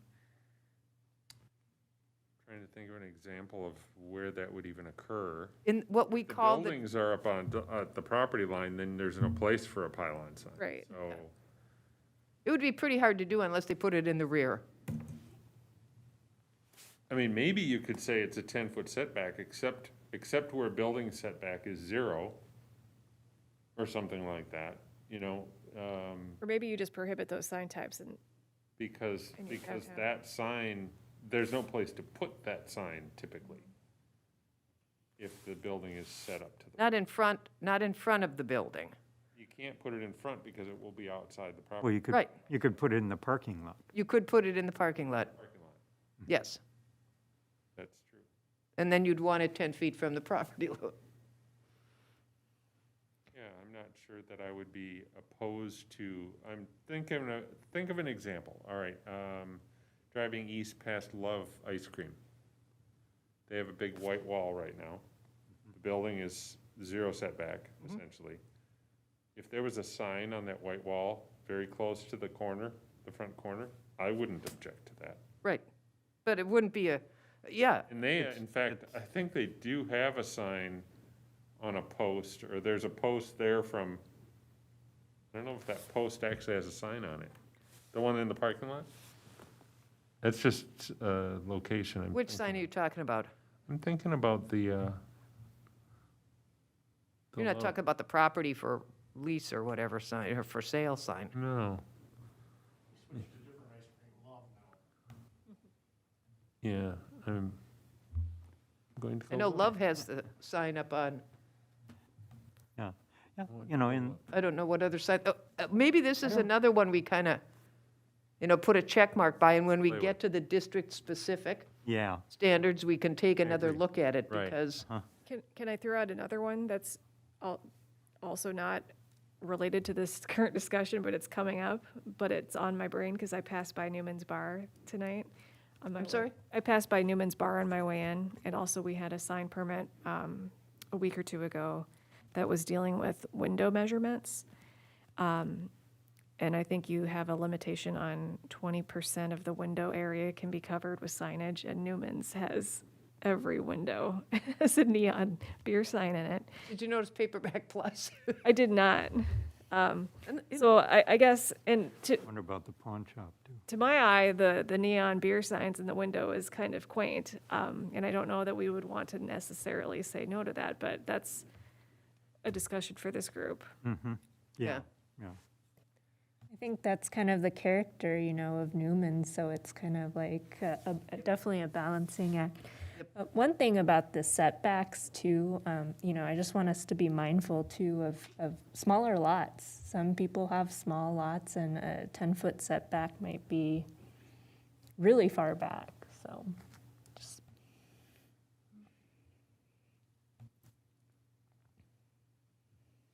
Okay, I'll make a note of that And I think we've, to discuss. at least for residential purposes, we're pretty good with that, but when you get into some of the business ones, it becomes potentially more of an issue. Let me just point out, though, that under the general regulations, A4 has setback standards for freestanding signs, and then B3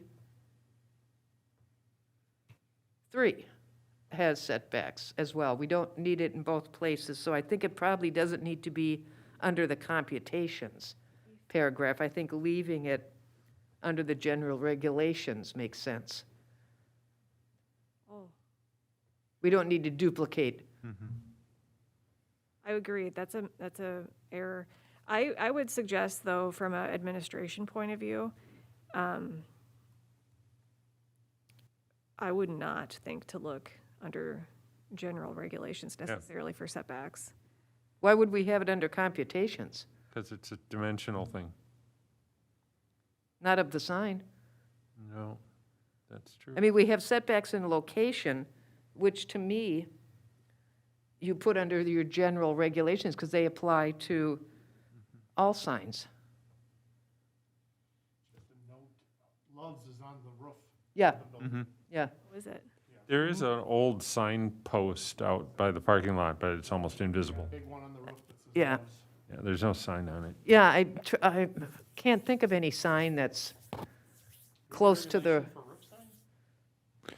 yeah, we don't allow them, So- but So do you put the setback under the general requirements or under the computations? That's, well, and location. and the location I mean, requirement. that seems to me to belong under the general regulations, not under the sign computation, sign height, sign area. That's computations. Yeah, those could be moved. I mean, if I were looking through this for any regulations, as somebody interested in a sign, I wouldn't look, I'd probably read the computation, sign area, sign height, and that I'd stop and think, well, I'm not worried about that piece.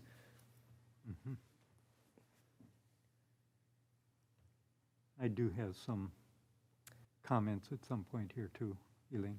Good. So, no? Yeah. Okay. Not to be discouraging, going back to the beginning, Going back to what? the beginning of the section. Oh, the beginning, okay. Let's see, well, not exactly the beginning. I don't think so, okay.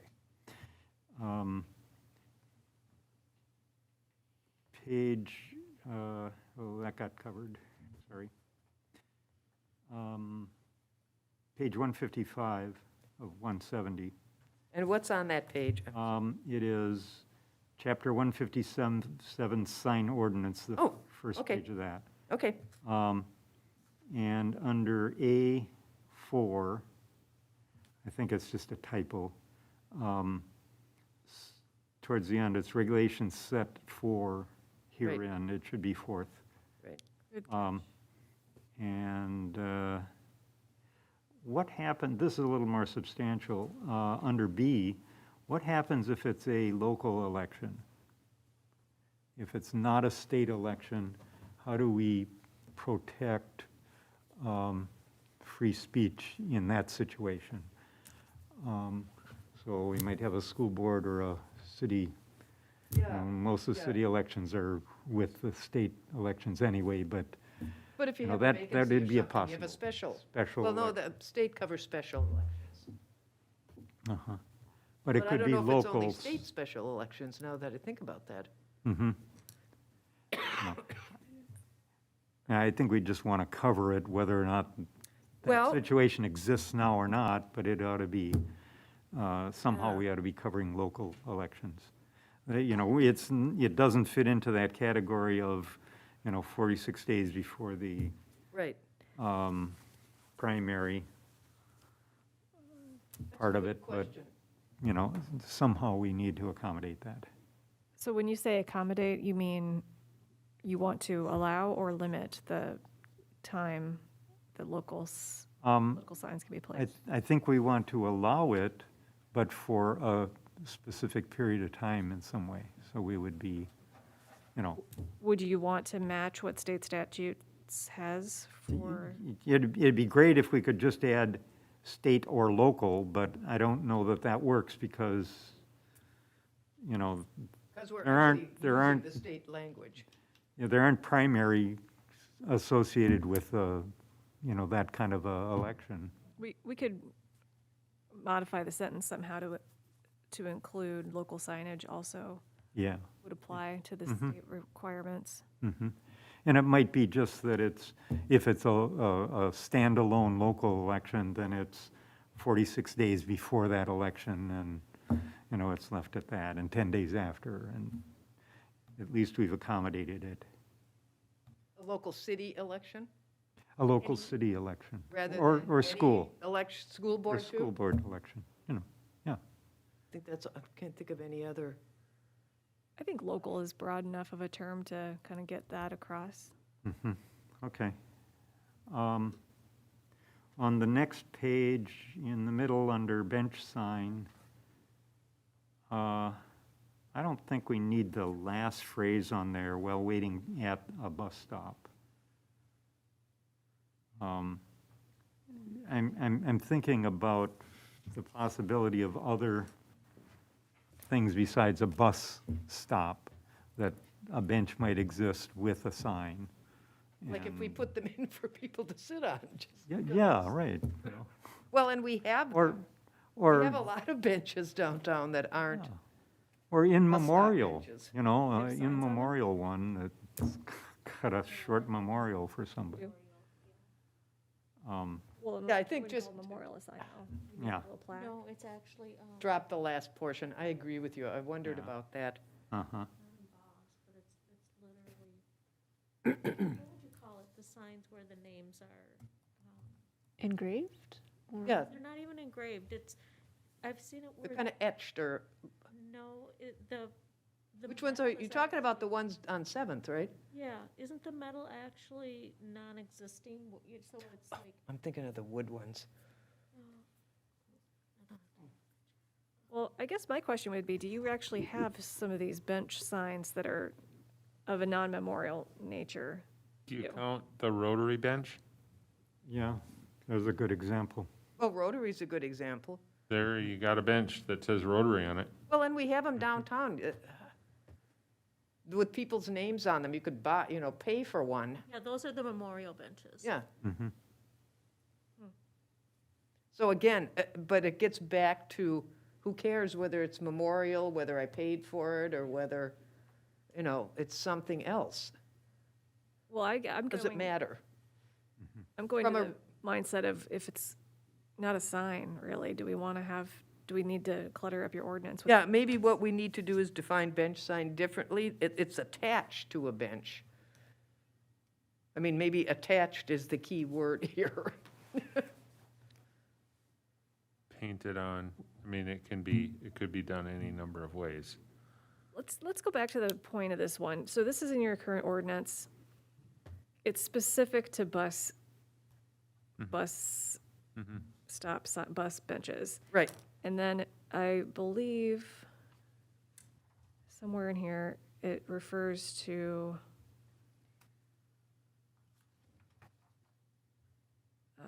where did it go? Maybe I changed it. It had language in the current code about the city has given permission. Yes, I remember that. Explicitly. Was that because, I'm gonna look it up. did that prohibit bench signs except for ones where the city had I remember reading that, but it's not in here, so Let me not in the pull it up here. I can't remember exactly what it said. Yeah. I'll stop sharing and you can share then, Brandy. Holy crap.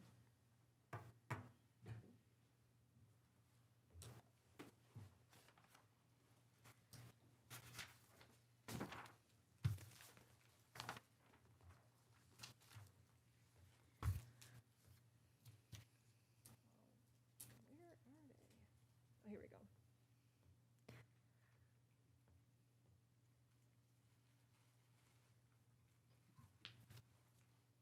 Are they permitted or are they exempt? Maybe that was one that didn't need a permit.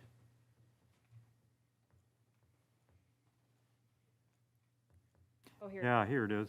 Signs installed and maintained on bus benches and/or shelters within the city right-of-way pursuant to a franchise authorized by the city council. And what what was that under? Exempt signs. Yeah, Here, I'll okay. share my screen. Okay.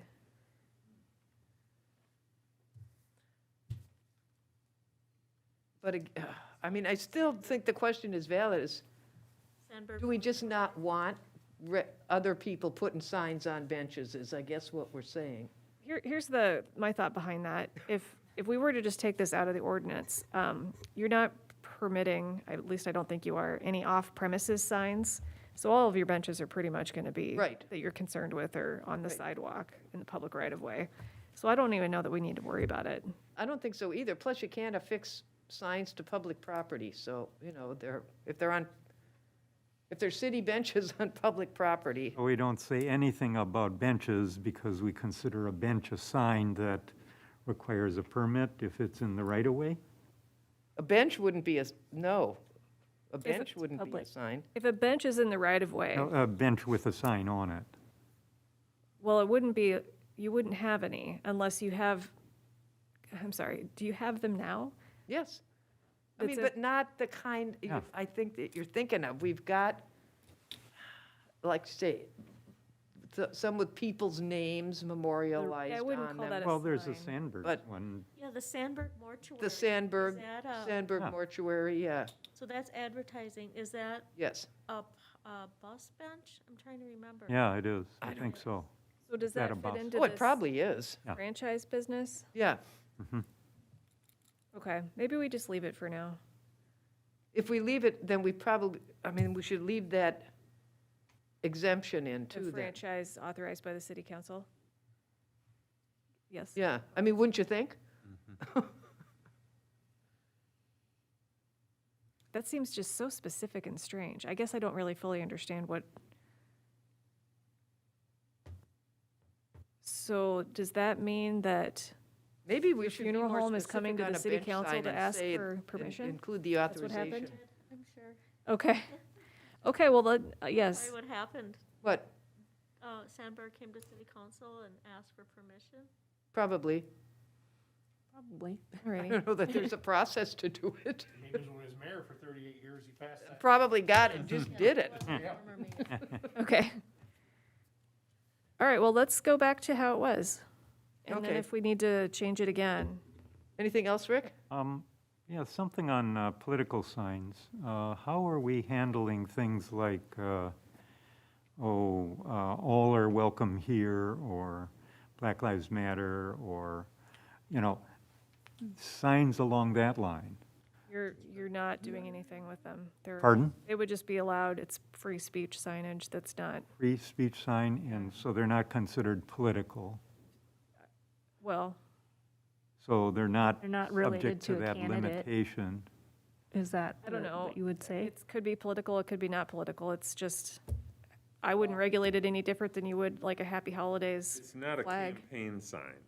It's not a campaign sign. I think maybe that's the political that you're thinking about, is that Okay. the exemption that we have in here is for political Political signs. signs. They're essentially they're specifically- campaign signs. For addressing an issue or addressing a... Yeah, I think a campaign sign is the one that falls in the 46-day Okay. deal. 46 and 10, that rule. Uh-huh. Okay. And All non-commercial signage. the other ones you're talking about are not campaign signs. But the aren't we free going to get speech rid of political sign as a sign type? Since they're temporary. I think that question, I don't know for sure. I don't know the answer to that one right now until it Okay. sifts through. Where's that? Because that's I mean, I understand what you're saying. Politics is in the eye of the beholder. That's, Where's the the gray area exception? you wanna Where's that stay out of. 46-day exception that you That were? was under Protect everyone's free the speech. very first couple of paragraphs, under B. Does it refer to those as political signs? no, it allows all non-commercial signs of any size, blah, blah. Okay, okay. So no, it doesn't use the word political Okay. or campaign.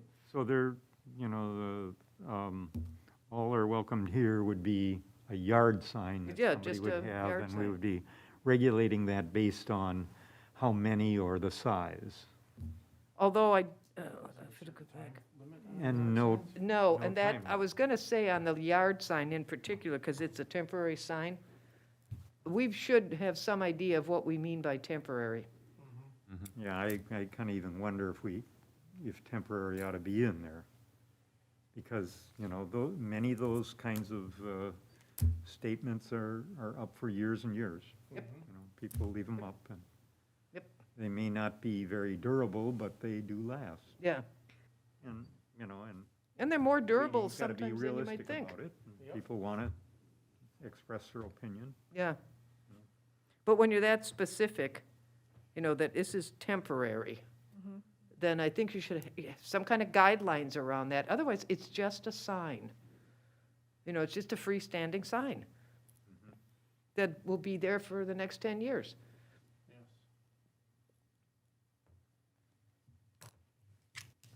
I mean, temporary, to me, we do, have some very specific temporary guidelines, like for certain things, this many days, that many days, even the, And there could be You know- somebody else's free speech that could put something up with that. Yeah. Really, that really could cause issues. Yeah. Like, how do you get rid of that but not get rid of the other ones? Right. If there's Yeah. a certain time frame on it. so I just think we have to Yeah, be able to enforce that if it ever we becomes. wouldn't an want to issue. enforce it. Yeah. But then we get to the yard signs are listed as exempt from the sign code. And Mhm. so I think the intent there was that you didn't want to force people to come and get a Permit? permit for garage sale signs. Yep. And we would call the all are welcome signs a yard sign probably as well. Therefore, if we extract that from the exemptions and strike it from the definition, then what? Oh, I'm not saying strike it or exempt, well, we do exempt it. We exempt temporary signs. Well, do you? Well, we haven't gotten that piece. I thought we did, but let me go back to find the. I guess I don't know if you do right now or not. But I would imagine that you probably have some requirements for some temporary signs like banners.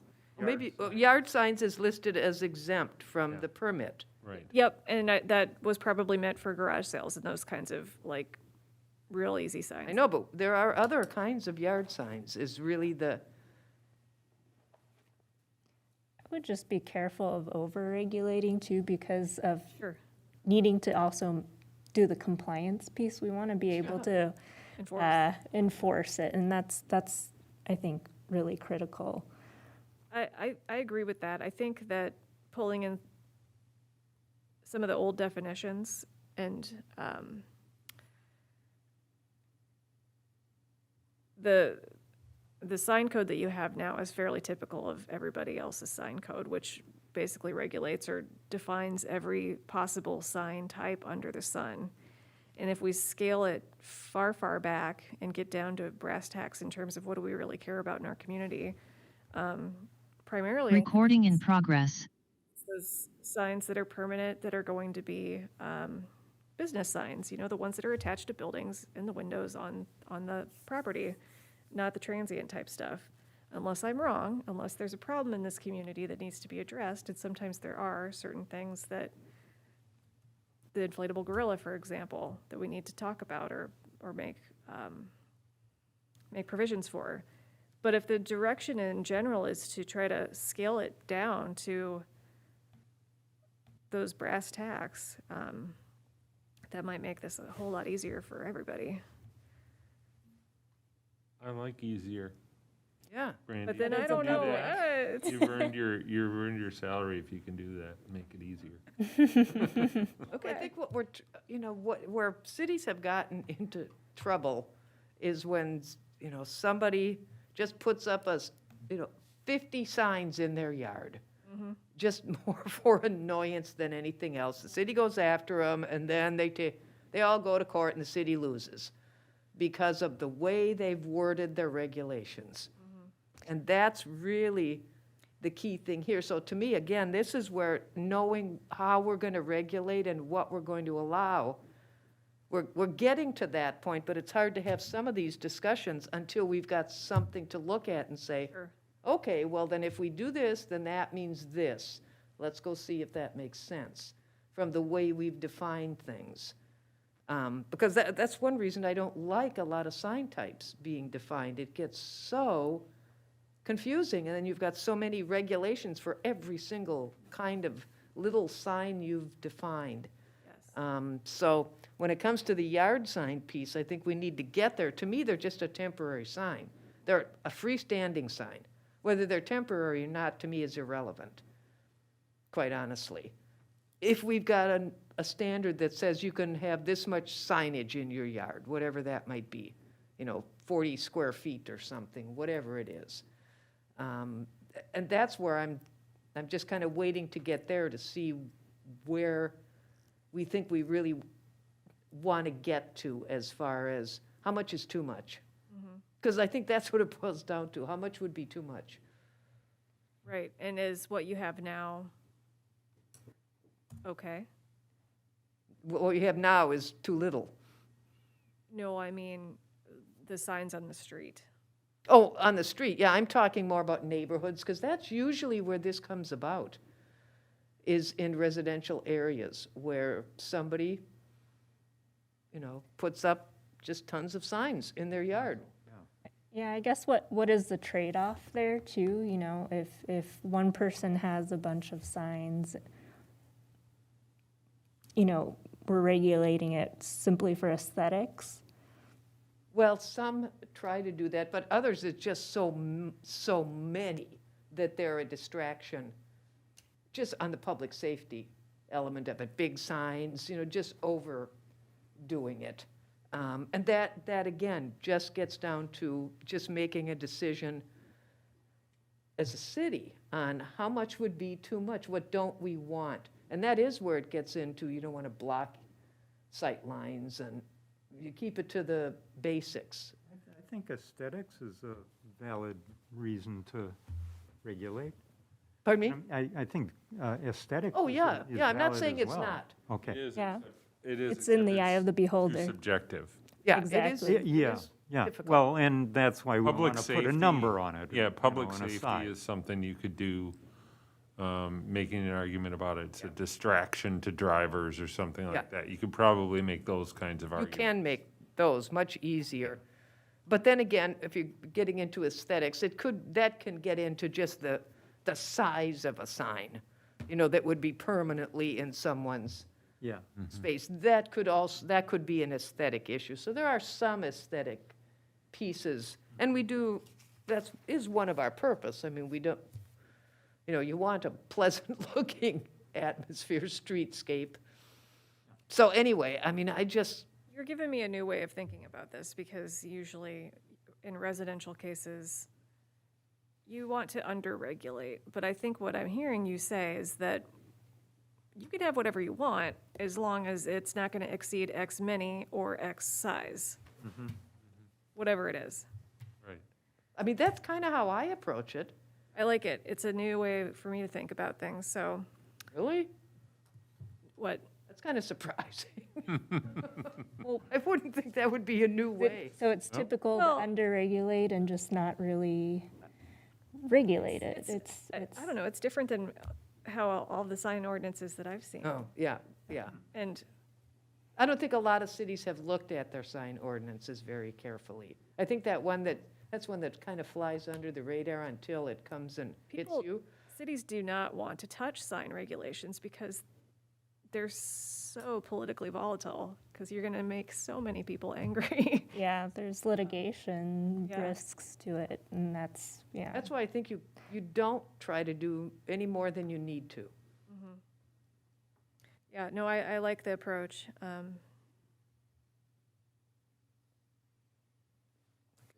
So, Okay, so, Patrick, did you have, or I Rick? think Rick was still going, wasn't he? Oh, I'm sorry, Oh, Rick. I'm done. Oh, okay. I just have one minor thing, under page 160 of the packet, under B exemptions. This is under the permits, exemptions, prohibitions, just a minor thing, where we include on item 13 statues.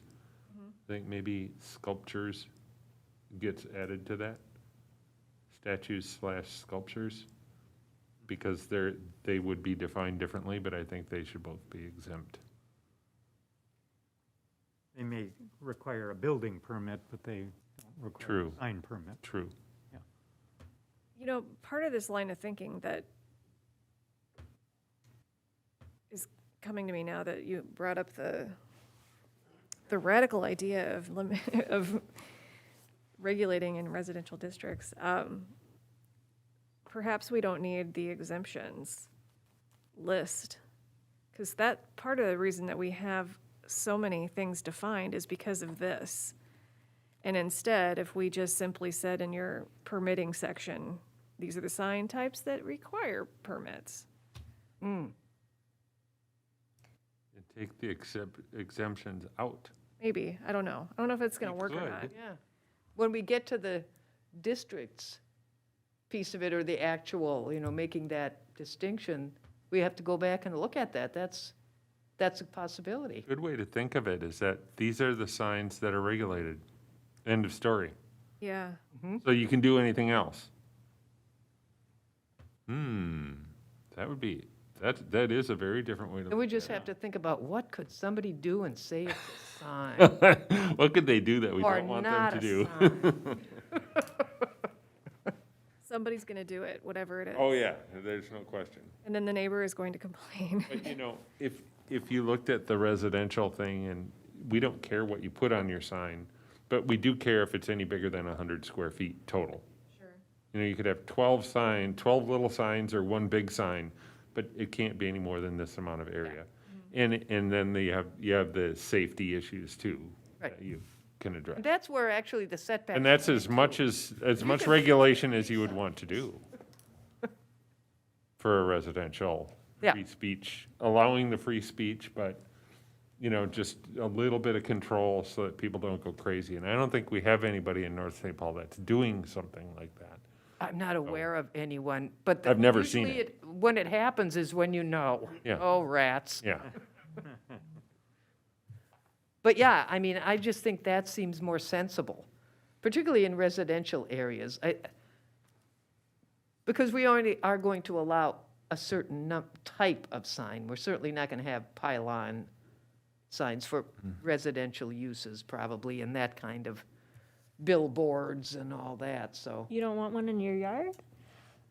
I don't want one in my neighbor's yard. And think Or about, mine, I'd love it. think about how in the residential district, how we, or if we regulate signs for a home-based business, a daycare thing, or a, some sort of home-based business, something you're doing in your home. That again We gets don't to- regulate it, or do we? That I'm again just gets asking. to, if it's in a residential district, then you have the question of, does it matter Mhm. Well, if it's a business or not? that might be the kind of sign that you would have to pull a permit for. Mhm. In which case, then it would follow the rules in the future table that we're gonna create. Yeah, there's that 15th and McKnight, that little daycare, they changed the whole house into that daycare center over Mhm. the Yeah. sign out front. Mhm. Yeah, yeah. Within your home occupation regulations in the zoning ordinance, it does have a provision about how signs, Mm. how much they can have, Yeah. size or whatever. So we'll have to Yeah, that will have to adjust be that. addressed. I thought about that, because I think we only allow like a nameplate or a wall sign or something. I don't remember, but it's. I don't remember I either. remember that it's there. It's not too big, Yeah, little sign in front yard. yeah. Again, probably not something you normally think of as a yard sign, but, because it's not temporary. Mhm. Anything else? Before she goes back? Now moves on to the district regulations Yeah, that's. and gonna be- temporary signs. That's gonna be fun. Ugh. Keep that temporary one simpler than it is now.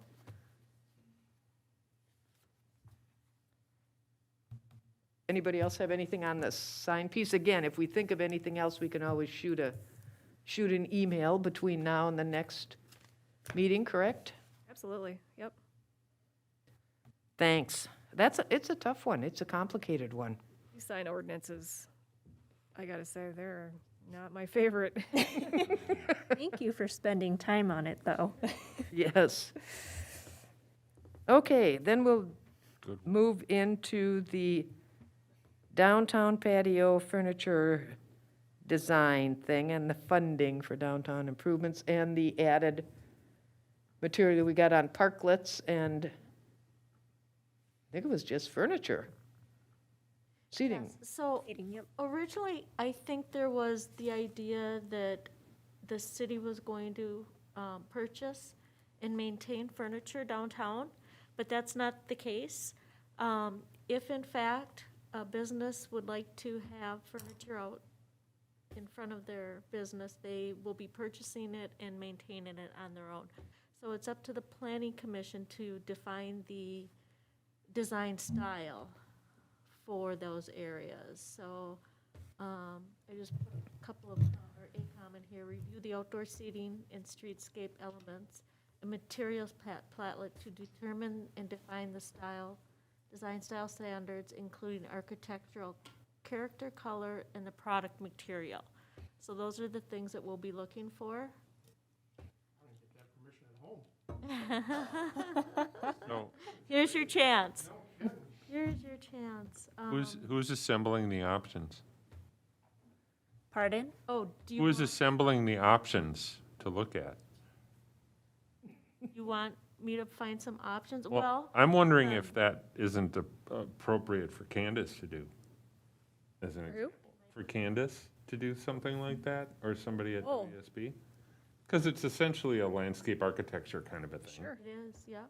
And I can ask her to do that. I'll have to talk to Dan about budgeting. Yeah. That will require. I mean, maybe she could serve as an assistant or something like Yeah. that. But we don't want this to, Well, my thought is, A lot. she probably has sources. I- And could come up with some ideas well, without a lot of effort. information that was added this afternoon to the packet on the This- seating stuff, that Lisa's information. I recall seeing they had some there are design standards and safety standards depending on, you know, how they're done. But yeah, just distance from the road, distance from cars, what kind of signage or you know, safety zones you need, if it is closer to the road. Or it extends out. I do agree with Patrick in that I think this is a project that involves more than just picking color and material.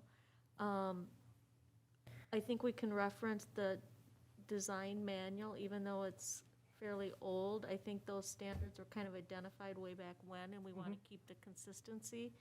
So there's standards here, there's guidelines. I don't think that this is something that you guys will be deciding or picking or choosing tonight. I think it's for further discussion. But based on some of this information, we can at least give direction. And then candidates, if there's money in the budget, could put together the illustration boards, if you will, or some kind of a pamphlet or brochure or whatever that defines these. But there was quite a bit of information in the downtown design manual that was created quite a while ago, in addition to what Lisa forwarded today. I don't know if anyone, I know Elaine saw that, but there was more information that Lisa provided on parklets. And something else, which really was more just like sidewalk-type seating. Yes. And it had a couple photos of choices that businesses had made, because I think they were given some options. I just had a chance to read it quickly, and that would guide them, and this is what you kind of have to choose from. So it didn't all have to be identical. Yeah, I think there's zero value in that. Yeah, I don't want to fall in the trap of everybody has to do exactly the same thing. Right. Well, not only that, but I don't know that 10 years from now, the same product would even be available. Yeah. So I think that's why we need to keep it open. Yeah, Previously, the survey chose antique style. I know you Right. can't see it very well, but, you know, as long as we define what those style guidelines are, that will be the main goal for. I mean, I think setting- typically that would indicate metal of some kind. Yep. Yeah, Yep. which at least to me makes sense anyway, because that's a little more wind resistant. Yes, yes. And I know Terry Ferdlong had indicated we don't want the plastic weight furniture from Menards, you know, so. Yeah, Yeah. Yeah, he was pretty. yeah, I mean, I don't think it has to be too detailed. Real ornate, it could be very simplified.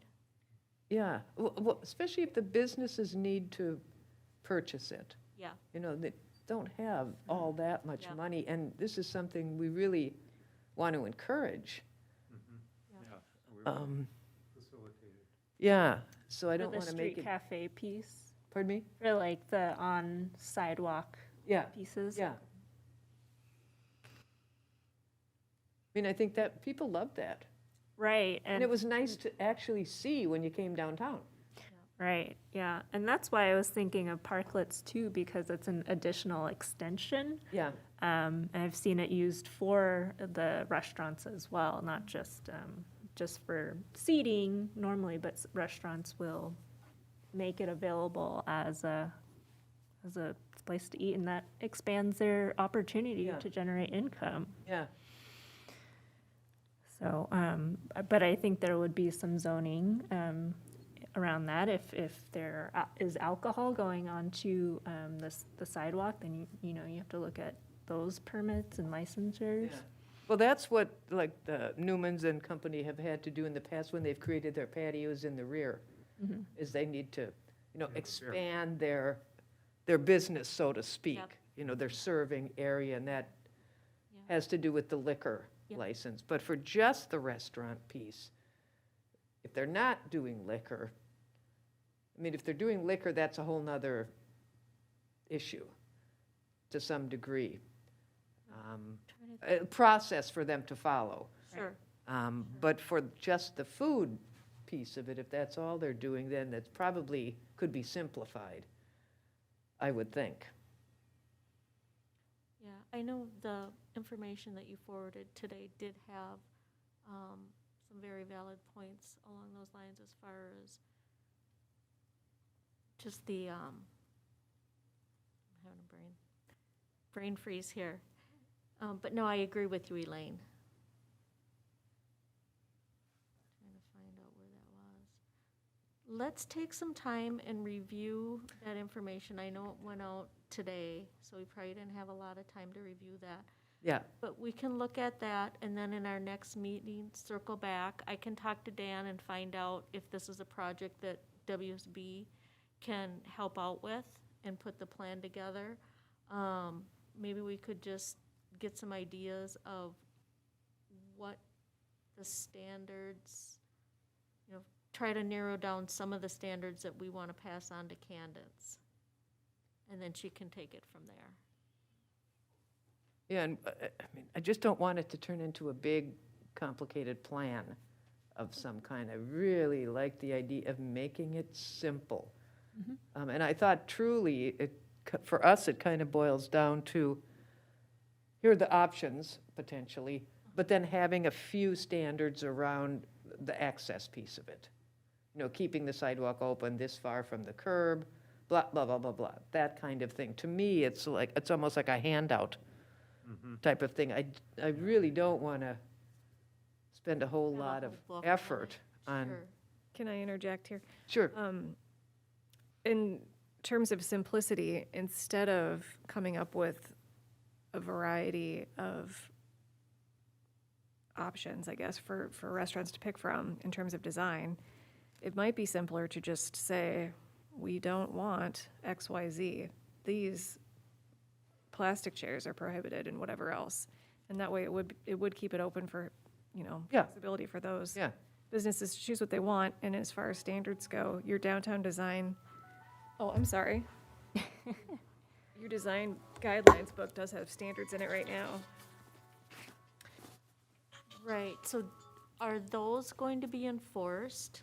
well, I would have to really read through those. I haven't looked at that stuff for a long I time, think but that needs to be revisited as well. I think it is Yeah. old. I think it probably does need to be, I think at some point, it was started to be looked at again, but then change of staff occurred and it kind of got lost in the shuffle, I You're believe, Correct.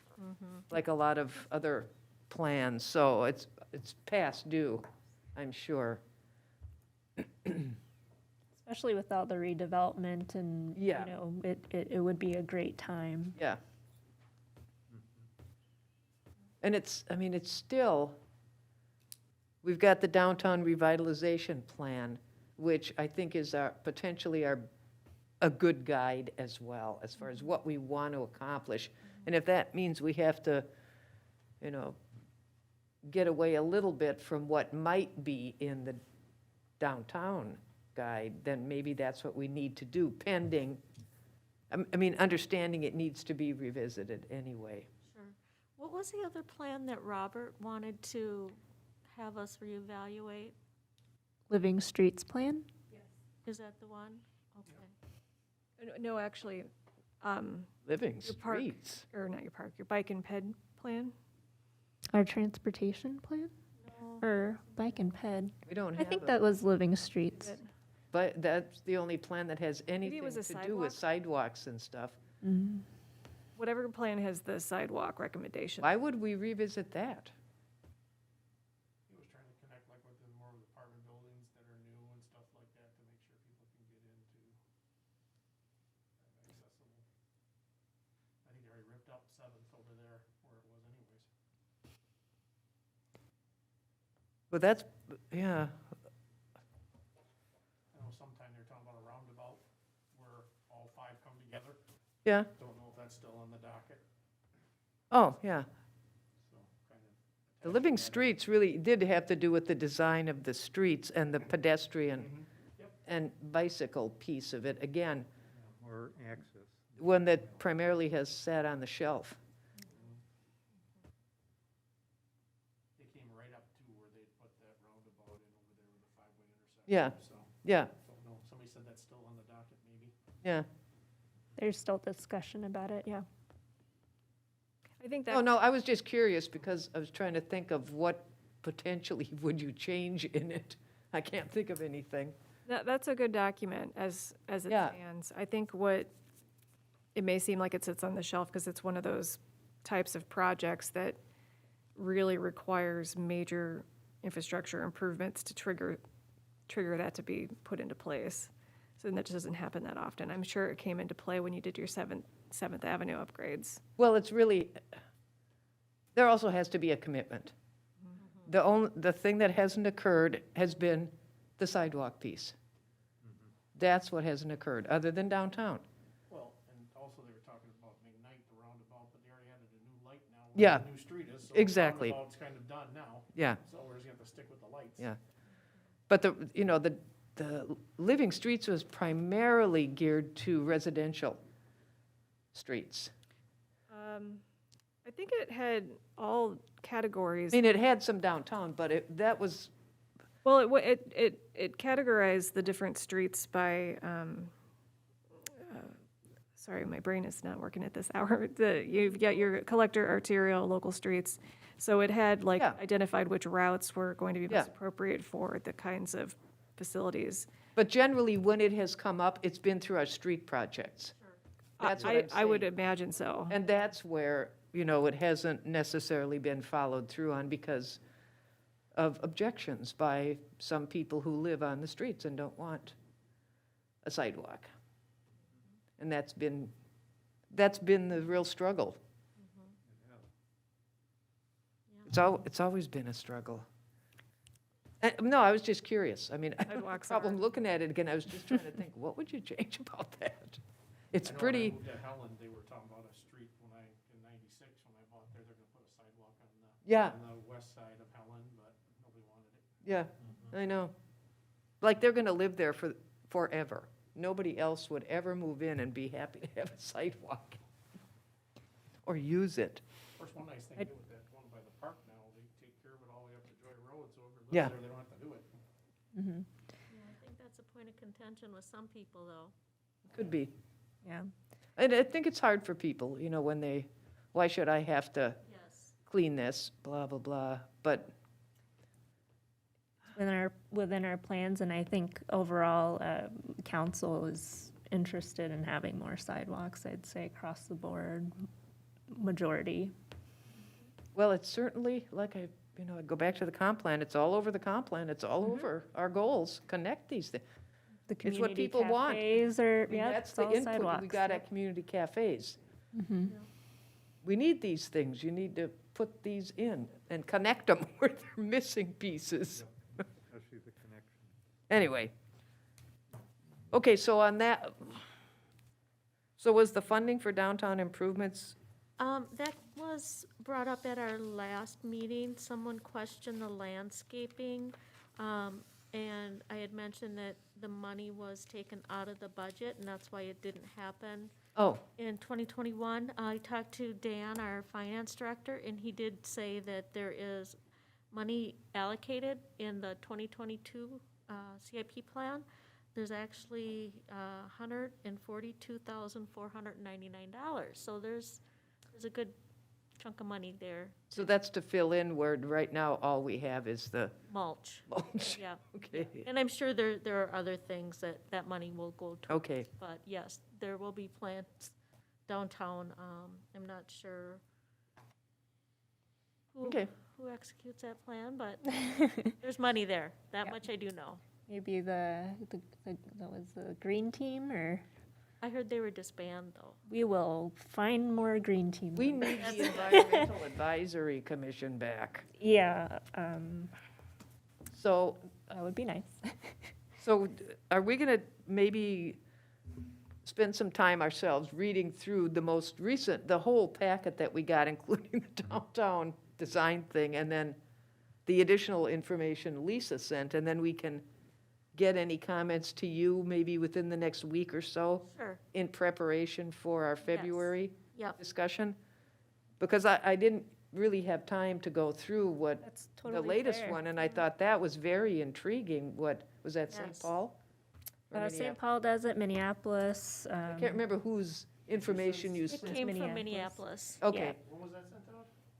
It was later in the Today. afternoon. It was this I sent it afternoon. late to Lisa, so. I just happened to log into my email and had the email and thought, oh, okay. Yeah, no, there's really good information. I was happy. It's very good. that- And they had sample applications too, particularly Yes. just for the Yes. sidewalk dining. And I thought, there you go. And that's really the city's involvement with it, is just permitting it, which Right. I know was one of the discussions, just as far as who's gonna maintain it, where do you store it, who's gonna pay for it if something gets broke. So yeah, that will be up to the business owners. Yeah, Sent out okay. by you today? Yes, a revised packet is what it was. Yeah. About 2-something this afternoon, does that sound about right?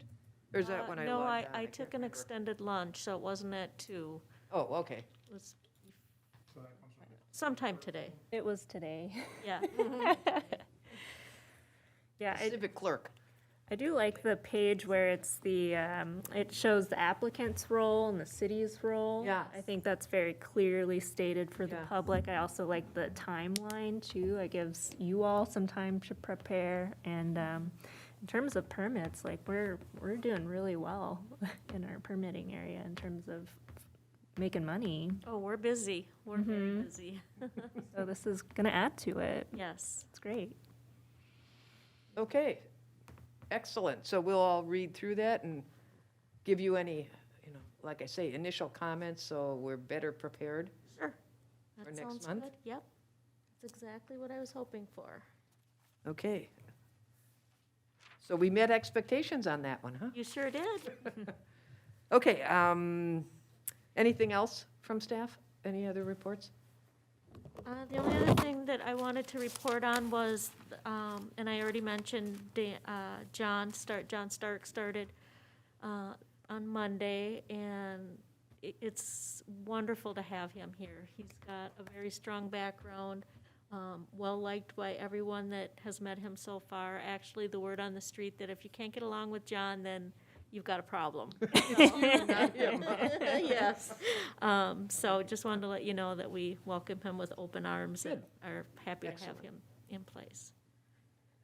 That will be great help to all of you, I'm sure. Yes, I cannot even tell you. Okay. On to reports from council liaison. Oh, okay. Let's see. It's okay if you don't have any big reports. I'm trying to think. It's the holiday brain still, trying Yeah, I to. know. Actually, nothing much happens at the end and beginning of the year. I don't know. That's okay. Come back to me. Yeah, I don't know. I think, The redevelopment master plan. we yeah, the talked about redevelopment master plan. Quite a bit about that already. And then the other piece would be, oh, I had something. Come back to me. It'll Okay. come. Okay. Reports from commissioners. Rick, you have anything? Yeah, I'm just looking up the date. 7th of February is the Silver Lake Improvement Association annual meeting, 6:30, and it'll be a Zoom meeting. Oh, So if people are interested, they're okay. welcome to join in on that. Do they put out a notice on the We- website where you we got know a- what the we number got an is? email, let's see, I believe it'll also be on the website, Oh, okay, as well as on the email list, okay. push list. Okay, February 7th. Okay, yep. Okay. So may I ask, the Silver Lake Improvement Association has their own website? I think it may be, well, it is a SLIA website, but I think it's hosted through the North St. Paul website, Okay, okay? thank you. John? We kind of discussed what we were talking about at the last meeting with the development, so we're working on that plan as the buildings and try to make people that are, sometimes some of the contention people had was like Shifsky, they should future, proposed site for, so people were a little offended that, that, okay, now, Yeah. I'm not planning on leaving, but, Right. so, trying to make sure that we make everybody inclusive for everybody, that we appreciate the businesses that have been there and have, been very supportive in the foundation for our St. Paul, but still understanding what spots were good to be redeveloped. When the opportunity comes up. Yes. I think that's always the big issue, is to Yes. keep that in mind. Yeah, there's some Sooner or bigger later, spots like, Burwell right behind the bistro, they have a big spot that they really don't have a physical building, but they do all their storage, but they're using that. It's not really up for sale, but it's one of those things where we're trying to be mindful of what's out there without offending people that have it. right, right, So that's kind of, I think, the best way to put it. yeah. Walking the line. Yep. Patrick? Okay, I'm coming back to you. All right, I think there was some discussion about 36 and 120. So there was a meeting with MnDOT and some of the mayors and some of the elected officials in regards to the development and some of the reports too, that the survey results and what people wanted. A lot of the discussion was around sidewalks and bike lanes and stuff, but I'm not sure. I think Morgan had said that 36 and 120, all of the cities agree that there needs to be something there, but within time, I think it's gonna take a little bit of time. But they are looking at exploring the infrastructure funding that's coming through the federal government to apply to that. So there is potentially maybe sooner, and who knows? Yeah, that's an interesting one. But there is discussion, so that's a good sign. Yeah, I mean, it's at least back on people's radar Mhm, a yeah. little bit. Lisa, Yes. have you heard any more about the meeting that they thought it was on the 19th? Kind of a public meeting to let people in general know about where things are at? I'll take a look and then I'll just send any information forward. I'll just, to look into that. Okay. Well, I actually only had one thing, and it's just because we don't have a full crew tonight, this is normally the meeting we would do our election of a new chair and vice chair. Or we don't have our full house, and I don't know if any positions are up for, what do you want to say, re-upping or not. I don't know if anybody's time is up. Time has expired. So the their council term. usually does their appointment piece for commissions.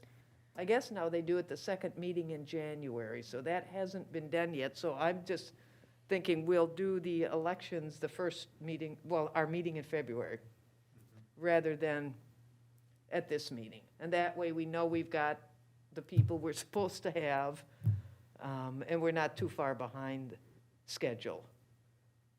That's okay with everyone? And it'd be nice if everybody could be here, so hopefully they will be able to. And that's all I had, so I will unless anybody has anything else, I'll entertain a motion to adjourn. I just have one question. Am I correct that there's a planning commission EDA meeting this month? You are correct, on The 20th? 20th, 20th, okay. Thursday. That's the task force meeting. That's a task force meeting. This There's is a the lot of joint meetings. EDA and planning meeting. It's the master Okay, plan. that's quarterly, The 20th? correct.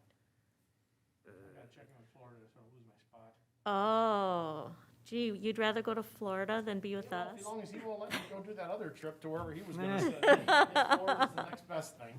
And a hotel in Jamaica. There you go. Well, enjoy your Patrick. time. Okay, then I'll entertain a motion to adjourn.